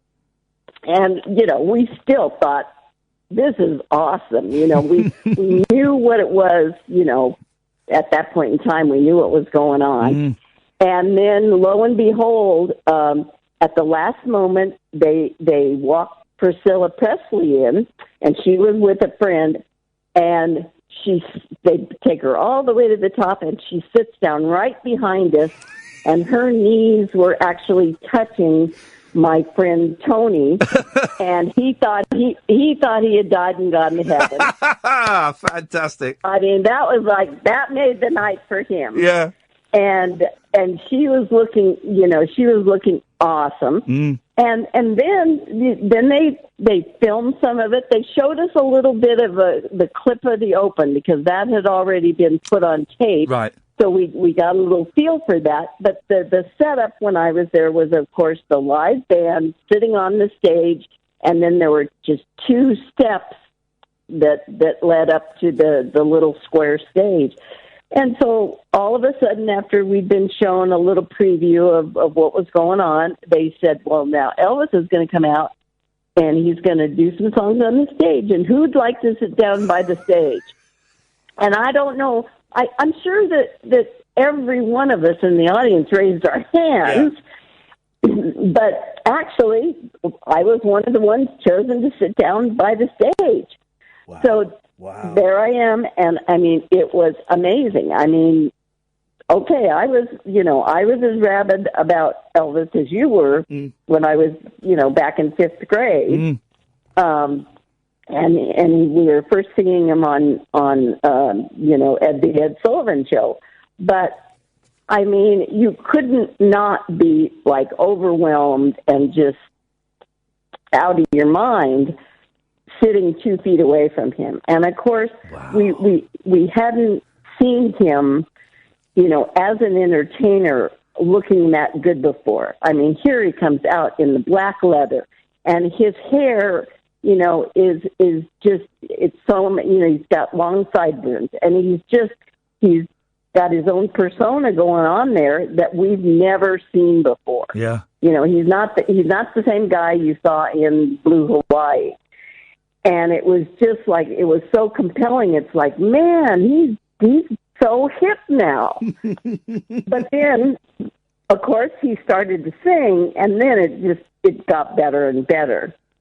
And unbeknownst to me, while they were filming Can't Help Falling in Love, which is the song they chose to close the show with, they were shooting the whole scene, and I am captured watching him from the stage, sitting next to the stage. And so when it came on TV, it was like, I can't believe it. My face is on TV next to Elvis. I was going crazy. So I was just so fortunate to be there. And of course, a week later, I got an invitation to be a part of the press corps at his opening at the International, and it was like that was an invitation I did not turn down.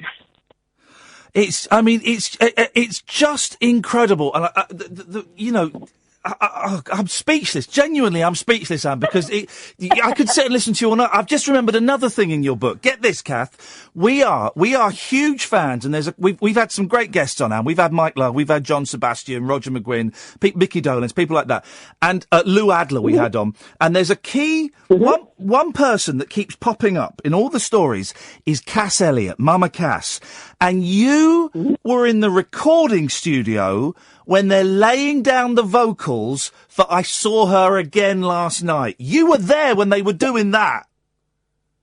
They were, and I mean, that was so eye-opening to me, because I had been to a small handful of recording sessions. Yeah. And sometimes, they were almost always, they'd run all through the night, and I'm not a night person, but, you do what you have to do. Yes. If you get to be at a Monkees recording session, you just stick it out. Yeah. But little tidbit things were always being done, so it wasn't kind of the same scene. Here they are, all four of them, and they're all four at the mics, and Lou Adler is, at the big board where he's mixing everything as they're going along. But I had never yet heard anybody record, so I hadn't at that point seen them live. I love their records, but it wasn't until Monterey Pop that I saw them live. And so here they are, and I'm hearing them record one set of background noises, and then they go, okay, now we're going to lay this other one over it, and you're going to do, and so where any other time I heard that record, I'd hear them going dip, dip, dip, dip, dip in the background, and then I find out, no, they're changing it up, and I'm just going, wow, this is so cool. And of course, they're just doing what they always do. They're at the mics, and they go, let's do that take again, and let's take a dinner break. And they're just as calm as can be. And I'm just going, wow, this is awesome. Oh, I'm glad you enjoyed it. You must have had to pinch yourself from time to time, because it started as a hobby, writing for this fanzine, and then, you're at these amazing things. Could you believe what was happening to you? Or was it years later you look back and went, wow, what the amazing things I saw? No, I've had someone else ask me that question. In fact, one of the readers who read my book, and then she wrote and said, "Did you get it while it was happening?" And it's like, I somehow was able to be kind of calm, cool, and collected around these people, even though inside my gut I'm going, oh my God, this is so cool, and I can't wait to tell so-and-so. And, I couldn't wait to write it down for the readers. It's like I did realize that it was very, very special. Yeah. And so, I think that ultimately came through in my writing, and I'm happy about that. It's like I wanted to share my experiences because every one of them was like, wow. I tell you what I found interesting in the book. We mentioned that, you're a young lady and you started there at 18, and by 21 you're editing this magazine that is huge. It's a huge phenomenon. But towards the end, you kind of talk about the sexism that was there when you found out that there was a guy working on a smaller magazine getting double your salary. That your first husband, the kind of resentment he had, that you were earning so much money, and then when you meet someone that you work with years later. And and we won't say what it is, star effer. Okay. She tells you the nickname they had for you in the office, that you were a star effer. Completely untrue, but there was this sexism that was still kind of running underneath that you were unaware of for most of it. Absolutely. And it's interesting because after I left, they were actually, there was an investigation by the Labor Department. Right. And I have no idea if anything changed, but it's kind of a dichotomy because while my bosses were rather sexist, they were never inappropriate with me, which was awesome. And so that's a good thing. And it's not like they weren't really overt about it because that's the way it had always been. Yes. I mean, it was truly the cusp of when we started the conversation about should women be paid equally for the work that they do. As a man, And it's still going on today. Yeah. 50 years later, and women still don't make as much as men do. But it was just coming out as, gee, wouldn't it be nice if we got paid the same? And it was such a new thing. It's like, I mean, I can't really criticize them because they were doing what had always been done. Yeah. And the thing is, you weren't a star effort. There's a delightful, just a little throwaway story about Roger Daltrey asking you upstairs. You turned him down. I did. We all have regrets in our lives. I tell you why I enjoyed it, Anne, because I'm aware of Tiger Beat, and of course I read it. And a lot of it was, well, Paul Revere's favourite colour is blue, and he likes girls with blonde hair. And I was kind of worried that maybe the book was going to be a little bit light and frothy. Oh my God, you are so honest and open in that. I mean, and I won't spoil the story because I know my listeners will like to buy the book, but the honesty with which you talk about your relationship with Maurice Gibb from the Bee Gees, is. Did you hesitate about being so honest? I didn't, because it was kind of a life-changing experience. He broke your heart, didn't he? You were in love with him, and he was in love with you, and he broke your heart. He did. And the thing was, though, it was a learning experience, and the thing is, though, I only found out some of the details that I write about in the book like 3 years ago. Wow, really? When I write about what was going on behind the scenes that kind of made him behave the way he did. Yeah. I only found out about that a few years ago from my very good friend. I didn't realize it at the time. So basically I spent 45 years going, how did that happen? Why did that happen that way? And could make no sense of it. And the thing was, though, when I was finally getting ready to write the book, because people had been saying for years, oh, you should write a book. But I thought, well, who would want to read that? It wasn't until the internet was live and I found out Googling myself, or the girls at work actually, Googled me and went, yeah, you've got like 64 pages on Google. And I'm going, what? I'm going, that's not possible. And, but concerning Morris, it was like, well, if I'm going to write a book, gosh, are my memories sufficient? Did we really go and do this? Did he really say this to me? Did he really, pick me up in the Rolls-Royce limousine, or have I just, in my own mind, I was going, surely I have embellished this and made it something it wasn't over the years. But at the same time I was starting the book, my mom moved into an assisted living place. And so she had to send a lot of, old family photos, things like that. She had to really clean up her place. So I get these 2 boxes of old family photos. And lo and behold, she has saved all the letters that I wrote to my mom and my dad from when I was on tour with Paul Revere and the Raiders. And then I wrote them 4 or 5 letters on my 3-week trip to London.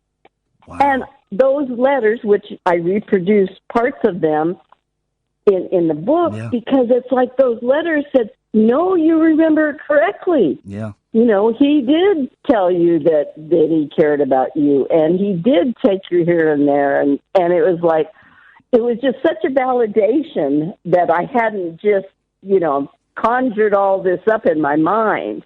But there it was down in print to my parents at the time. That's incredible. That's treasure. It takes up quite a big bit of the book, and it is incredibly, it's terribly sad. But can I just get you to recount one thing? There's a bit when you're out in a club in London with Morris and Lulu comes and sits down and everyone's being friendly and everyone's getting on with each other. And then Morris says, "Excuse me, ladies, I'm just going to the toilet." And then Lulu leans over and said something to you. What did she say? She said, "When you're gone, I'll be the one dating Morris."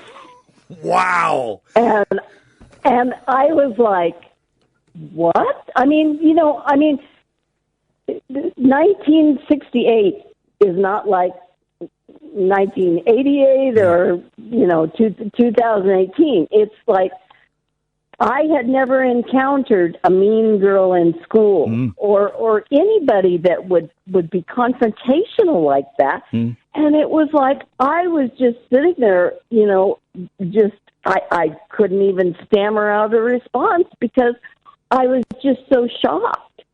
And, of course, I didn't share it with Morris. I don't know if things would have been one bit different, had I mentioned something to him, because he really was a nice guy and never had a mean word to say about anybody. And so, I wish I could have a do-over just to see if it would change things, but I don't want any do-overs because I like the way my life ended up in the long run. I'm going to let you go in a second, but I obsess about the monkey. I mean, properly obsessed, and I allow myself now one monkey's question per guest that's connected with them. Okay. So I'm trying. I'm going to get geeky. You were on the set of the movie Head. What the hell was that like? Well, it was bits and pieces while they were filming it. And, everything they were doing didn't make any sense. And lo and behold, neither did the movie. That's my opinion. That's my opinion. Oh, it's a delicious psychedelic mess. And I know there are monkey fans out there that, they love, parts of it. And, but, by that time, I had been hanging out with the monkeys for at least a couple of years. And so I was very comfortable with them. So it was just at that point in time, it was like, oh, hi, what's new today? Yeah. And it was just, it was still fun to go out and see them. I truly wish their show could have gone on longer. I was never aware of all the, disruptions that were going on and differences of opinion and, I want to do this song and you have to do that song. I wasn't privy to that at the time. And I think it's kind of just as well because every time I was around them, I was just, enjoying myself, getting another glimpse into what they're like as people that I could then share with the readers. And I just, they were so great on their TV show, and I enjoyed their music, and that it all had to fall apart. I just thought it was a little premature. Yeah. I wish they could have kept, egos out and just been the monkeys, at least give us another year, And, well, the thing is, isn't it funny how all these bands from the 60s are still going? The Monkees are still going in some form. The Beach Boys, I know Mark Lindsay's out. It's incredible. Yeah. And listen, I could talk to you all night. I'm going to let you go. It's such a thrill. The book is called Meow, My Groovy Life with Tiger Beat's Teen Idols. It's by Anne Moses. I'm going to tweet the link as well. It's such a good book, Anne, and I've really enjoyed chatting to you tonight. Thank you so much for your time.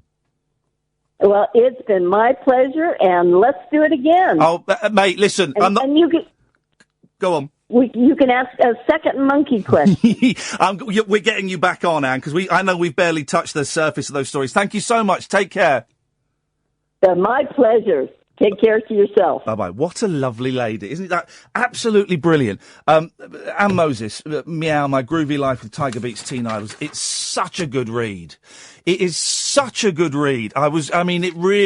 She goes to town on all of it. I'll tweet the link. We've got 30 minutes of my last show in the United Kingdom for over a week. 0344 499 1000. Late Nights with Iain Lee on Talk Radio. Unmissable late night radio with the original king of unconventional unconventional conversation. Make contact with Iain. Late Night Iain Lee on Talk Radio. We'll get you talking. Joins him in the studio. You relax, John. We'll take calls straight to for the last 25 minutes. 0344 499 1000. Wasn't Anne? Isn't she delightful? What a lovely lady. She was, and it wasn't just turned on for you either. She was really nice to me on the phone. Yeah. She called me sweetie and said she had a great time, and she definitely wants to come on the show again. We'll get her back. I mean, as I was saying to you off air, you were seeing some.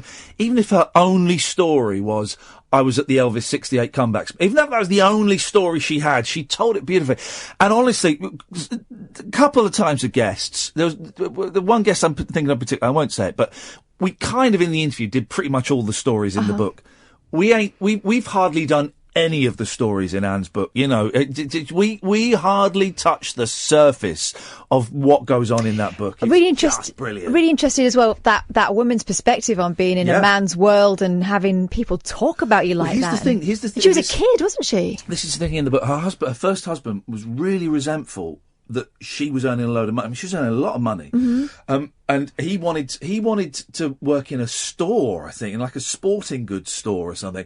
And he was really jealous. And he kind of said to her, maybe you should quit. And her boss moved to an office and gave her his new gave her his old desk. So she had this big oak desk. And in one of the drawers was a list of who was getting paid what. And she saw her on there, and she saw this guy who was editing a new magazine that had just started, so it didn't have a circulation, and he was on twice as much as her. Wow. And she's right. That, you know, I'm not justifying it. That was the culture, and it would have seemed odd for a woman to say, "Well, I want the same as a man." In probably 1972, 73. Mm-hmm. But you know, credit. She went and presented it to her boss. Said, "What's this?" And she said, "I'm quitting. I'm leaving."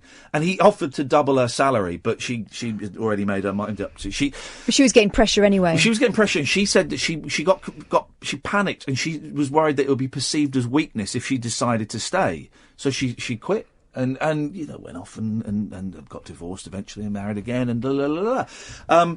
But it's years later, like literally, you know, a few years ago. Oh yeah, of course.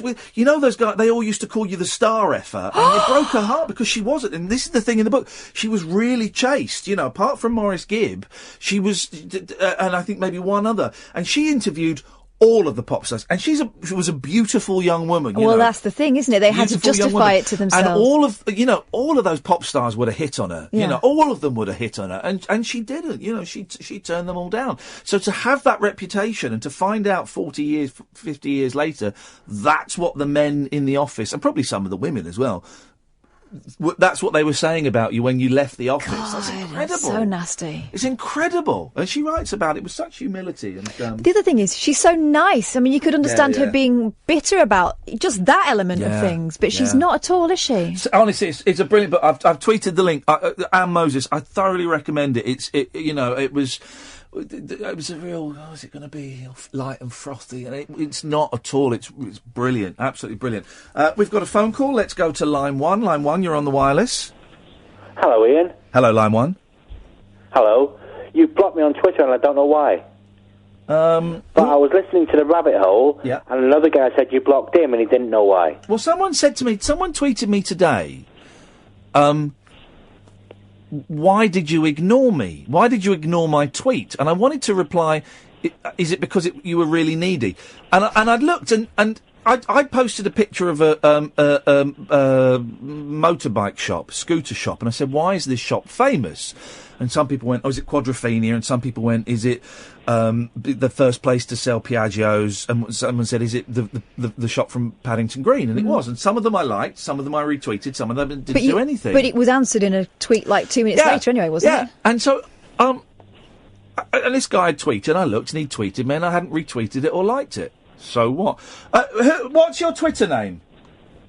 Leo Day, L-E-E, O-D-E-A. O-D-E-A. L-E-E-O-D-E-A. L-E-E-O... as in the letter O? Yeah, O. As in O for Oscar. OK, let's have a little look. I think I was responding to one of your tweets once, and I said something in a flippant tone, and then I realised that I said something wrong, a few minutes later, and I thought I'll go back and look for that to see what. Here we go. What did you say in a flippant tone? I can't remember. Yes, you can. I have a damaged memory. You can remember. I can't. I have a damaged memory. Well, that's not an excuse for being. You were probably rude, weren't you? No, I was never. I've never been rude to you, Ian. I like you and I follow you. Well, hang on. Well, you say you said something in a flippant way. I think I said something in a flippant tone, and then afterwards I thought, hold on, that might have sounded wrong. So I'll go back and look for it, but I couldn't find it. So I thought, oh, maybe I didn't send it. But it turned out a few days later that you'd blocked me. Okay. Well, I mean, okay, I'll unblock you. Oh, thank you. But if I get this is the thing, right? It's my prerogative. I block people if they send me stuff that I don't like. So you must have sent me something I didn't like. No, I made a comment. I didn't send you anything. Well, hang on a minute. I made a response to an online thread. Yes, that's what I'm talking about. You sent me a comment that I obviously didn't like. But I meant it wrongly. Well, it doesn't matter. The intention doesn't always. That's how I meant to sound. Doesn't matter. The intention doesn't always come across on Twitter. No. I read something I didn't like, so I blocked the person that sent me it. Which is unfortunate because I really like following it. No, it's not unfortunate for me. It's unfortunate for you. No, it's unfortunate for me. Yeah, it's my prerogative to block people who because those messages go on my phone, which is in my pocket. So if I get a message in my pocket that I don't like, that I perceive to be rude, I'm not going to, investigate and work out what the meaning was and go, well, maybe they meant the. If it makes me feel uncomfortable, I'm going to block that person from sending me messages, and that's all right. But I'm not rude. I just make sarcastic comments at times. Well, there you go. I don't mean it hardly. Well, it doesn't matter. I don't know. I neither know nor care what your intention is. I only know how it makes me feel, and if it makes me feel bad, then it's my right to block that person. I think that's what happened. Yeah, okay. I'm going to unblock you, and if you send me something thank you. Okay. But if you send me something that makes me uncomfortable, I'll block you again. Okay. Well, it's not threatening. I'm just saying that's it's my prerogative. Yeah. Okay, cool. Thank you. All right, bye. Bye. It's weird, isn't it, Twitter? People are nuts. Let's go to a break. The wild man of late night radio is back. Iain Lee on Talk Radio. We have ways of making you talk. I think you've blocked me from texting as you never reply. What a bummer. Does that mean... Well, let's not delve into that. So, New York is set. We are flying out at the weekend. Mm-hmm. And we were going through all the people who've arranged to meet, and we haven't got time to meet all of the people that we've arranged to meet. So. No, we're kind of hoping that some of them flake on us. So it's a really busy week. We haven't left any time. There's no fun. We haven't factored any fun. I'm not going to complain. You don't complain about the air conditioning on a private Learjet. No, it's true. This is a luxury problem. Yeah, exactly. It's going to be it's going to be absolutely brilliant. Of course it is. Absolutely brilliant. So Monday, 10 o'clock, we'll be coming to you live from a pizza restaurant where you order the food by the pound. You order it by the pound. Yeah, and they'll be weighing me as I leave, and I will be even heavier. So here's your homework. You have homework, guys, and I've mentioned this to you before, but we are speaking to definitely 2 podcasts, possibly 3. The 2 we are definitely speaking to are Maeve Higgins, who presents Maeve in America, M-A-E-V in America, is brilliant. She's fantastic. She's got the Irish. most beautiful Irish accent you've ever heard. Yes. She's been living in the States, and it sounds really worthy, but it isn't. It's very human and very charming. It's all about the experience of moving to America from somewhere else and how people have made their lives there. And there was a Chinese woman who's become like the pillar of society in San Francisco, and the changes she's seen over her 30, 40 years of living there. And then we're going to go and see her and John Ronson doing a show. That's on Wednesday night. Yeah, how did they find each other? Well, I don't know. Because that is a double charm. It'll be nice because we're speaking to John probably on the Friday, so we can kind of bookend the week with them. But the thing is, we have to get from New Jersey to Brooklyn, which takes about an hour and a half, and we have to get there in 45 minutes. I'm not quite sure how we're going to do that. That's fine. We'll work out the logistics there. So you need to listen to her podcast. You also need to listen to Keith and the Girl, which is completely different. Yes, sassy New York is what Keith and the Girl is. It's sweary, it's funny. Very, very funny. I mean, she's funny, but in a kind of gentle way, isn't she? Yeah. Maeve. But Keith and the Girl are like properly... It's very rude. I loved it. I liked it a lot. And I'm going on there as a guest, so I'm going to go on their podcast. I'm glad it's just you. Well, I'm terrified. Well, I don't know what they're expecting, because I'm terrified of them. Yeah. Because they're sassy New Yorkers. So I'm going to go on their show, and I think they release it that day. You'll be able to see it online, actually. They stream it. So we'll tweet. Follow me on Twitter, and Kath on Twitter, because at Iain Lee and at Flipping Kath, because we'll be tweeting all this stuff. So I'm going to be on their show on the Tuesday. You'll be able to watch it online. It'll be about 7:00 in the evening for you guys, I think. And then it'll go out as a podcast either that day or the next day. Then we're recording them for my show, and then we're doing our show from their studio. It's very completely confusing. So Keith and the Girl, Maeve in America, and also those are the two we're definitely doing, and hopefully we're going to be speaking to the Bowery Boys, who do like a sort of New York historical kind of thing. Again, it's not anywhere near as dry as I'm making it sound. They're really interesting. They know everything about New York City. So yeah, that's next week. 0344 499 1000 is the telephone number if you want to give us a call. Call straight to her for the last 8 minutes of the show. I mean, really. Oh, tired. Very tired. The boys are taking me out for lunch tomorrow for my breakfast, for my birthday. I've got cake. I have to prepare an audition piece for my eldest, because next week she's going to go for her first school play audition. Oh, really? Yeah. What's the play? Something about cowboys Oh, and a cowgirl. And guess which part she wants? A cowboy.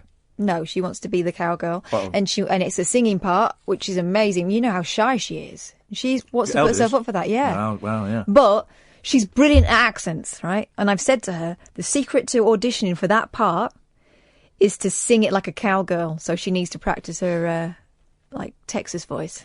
Yeah! Oh, yeah. So we're trying to find a song tomorrow that she can sing to them, but she can show that she can do the voice. That's the plan. She's 8. Maybe we're reaching too high. Oh, Oklahoma. She's got to remember it. She's a kid. I thought if she sings one of her favourite songs in the voice that she already knows. What song does she like? Well, she says, I know loads of songs. I said, well, think of one that you know all the words to and that you feel confident singing anyway, and then we'll practice the voice tomorrow. Oh, good for her. When is that audition? She said it might even be Monday. And well, Bad Mum's not going to be there. No, I know. That's terrible. But you know what I find really heartwarming about it? Because she is shy, but she's brilliant. Yeah. I mean, the voices she can do. If she can do an Irish accent, she can do Scottish. Yeah. Yeah. My eldest can do really good accents. They just listen and copy. Yeah. But it's whether she's got the bottle to do it in front of other people, and I'm praying to God she can, because she's a great little actress. Here's something, right? Got the boys in the car. They don't get my job. They don't get it. Good. I don't really. And the youngest said, Daddy, why is it your job to make people laugh when you don't make anyone laugh? When what? He said, why is it your job to make people... You don't make anyone laugh. I said, I make you laugh all the time. He said, no, you don't. I said, yes, I don't make you laugh all the time. He said, no, you don't. I said, my head's made of poo. Instantly they started laughing. I was in. I said, there you go. First lesson, know your audience. Yeah, so got it. Yeah, I made you laugh. That's my job. So, kiss it. Oh, well, I hope she does well. She'll do brilliantly. She will, but I just wish I was there to train her a little bit more. You wish you were there to do it for her. I wouldn't have dared do it at her age. I don't think I would have dared. I only started daring doing stuff like that when I got to about... 14, I would suggest. Up to that point, I was really, I didn't want to stick out. I was trying to get unnoticed in a new school, and where I stuck out like a sore thumb. Because you stank, smelly. No, because I wore a bloody red jumper Smelly. and everyone else was wearing grey, and Idiot. I spoke northern. Idiot. Well, this is why we bully you here, is because of your red jumpers and your silly voice. No, I love a red jumper. I don't give a monkeys. Oh, I love a red jumper. I don't give a monkeys. I I don't don't. give a monkeys. I am mad for it in the sunshine. Well, I think that's what happened was I just learnt defiance. I thought, I can't shift this. I'm going to just have to live I'm with just it. going to have to embrace it. I am embracing it. Yeah. I can't do accents. I'll say it now. No, you can. Is that what I'm supposed to say? But you can do Roger Moore, and that's the important thing. I'm Roger Moore. Well, you're better than him now. Oh, Too soon, I know, but Kath, come on. no, mate, that is inappropriate. The man that invented Magnums. He'd get it. What? I mean, he would understand it. What is wrong with you? You've made a joke about a man, James Bond, who invented Magnums. That's a true story, by the way. Roger Moore invented Magnums. And then you made a sexual comment about him. A sexual you said comment. he'd get it. We all know what he'd get it means. Whoa! Hey, I'll tell you what, I got a lovely present today. I asked for it. Did you get it? Yeah, I did. I got the it's only 40 quid, guys. Go out and buy it. It's beautiful. I got the box set of Monty Python CDs of the albums. Oh. And I was expecting, usually, you know, bog standard little box set, and you pull out and you've got the albums. Flimsy cardboard. Oh, it's absolutely stunning. It's yay big. It's about 10 inches by 10 inches. It's yay big. And it's this book, and you open it, and the CDs are all in there, and then you open it, and then there are the movie ones, and then there's this beautiful book illustrated by Terry Gilliam. Oh, it's stunning. Oh, I'm going to enjoy going through that. The albums are great. The albums are filthy. They are absolutely... The John Denver song, You Came on My Pillow. I mean, it's just... My dad had a Monty Python album he'd never let me listen to. Very I think it was the Holy Grail. Oh, the film soundtrack ones aren't as good. I mean, my favourite Monty Python album, it's the 80s, so it shouldn't be, is the Contractual Obligation album. And it's got, I Like Chinese. I like Chinese. They come from a long way overseas, yet they're cute and they're cuddly and they're ready to please. It's terrible, but it's lovely. It's got that on there. What's another one? I like Chinese thought. No, I like Chinese. What's the thing about I like Chinese food. The waiters never are rude. Then there's another. Oh, I can't remember the lines, but it's very, very funny and probably incredibly racist. I like that. It's also got the song I Like Traffic Lights on there. It's also got Finland. I mean, it's a brilliant album. The Contractual Obligation album. It's so funny. And no one knows it because none of the stuff is in the films or in the TVs. It's all recorded especially for that. It's a joy. Absolute joy. I remember having that. I think I got that for Christmas when I was 15, that album, and it's just the funniest thing. When is the youngest you can show them Monty Python? Because, I mean, I think they would love it, but Time they're Bandits. too little. Time Bandits. Yeah. Time Bandits is you're in. 14, 15. For Monty Python? Yeah. Yeah. I mean, it's very... Even the TV series has got some... Here's the thing. I'm going to write down the name of a character that's in the TV series, right? And sometimes, well, they wouldn't show it on TV now.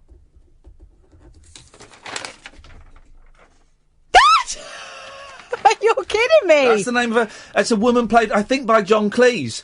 And then she explodes. Oh, Mrs. Just exploded! Good grief! Yeah. Incredible, isn't it? I mean, incredible. I hope they haven't cut that out of the DVDs because, you know, it was... of its time. It was very much of its time. So you've got to be careful with Python. And also, you know, it's a bit hit and miss, you know, but the hits are well worth it, you know, well worth it. I mean, Holy Grail is a belter. Holy Grail is my favourite. But it has some explicit references. I only found Life of Brian funny when I watched it about 2 years ago. I used to hate it as a kid. Really? I didn't really get it. I liked it. 2 years ago I watched it and thought, oh, this is actually genius. I remember showing my Spanish friend it, and she's, you know, grown up in the Catholic Church, and she was quite shocked. Wow. Obviously, it didn't translate. It's full of beautiful sketches. That one where they've got he's doing the graffiti in Latin. And the guy says, no, Romanus. I remember watching Life of Brian, the Meaning of Life, which isn't very good, with my mum, and we blushed at every sperm is sacred. But then the sex education lesson where John Cleese gets his wife in and strips off. How do we get a wet? Stimulate the clitoris, sir. What's wrong with a kiss? What's wrong with a kiss, boy? Actually, maybe it's better than I remember. It's just too long. What's wrong with a kiss? Anyway, on that rather rude bombshell. John, thank you. It's always lovely seeing you behind the glass. We will be in New York next week. Make sure you follow at Flippin' Kath, at Iain Lee, because we're going to be doing loads of bits and pieces on there. Until then, ta-ta.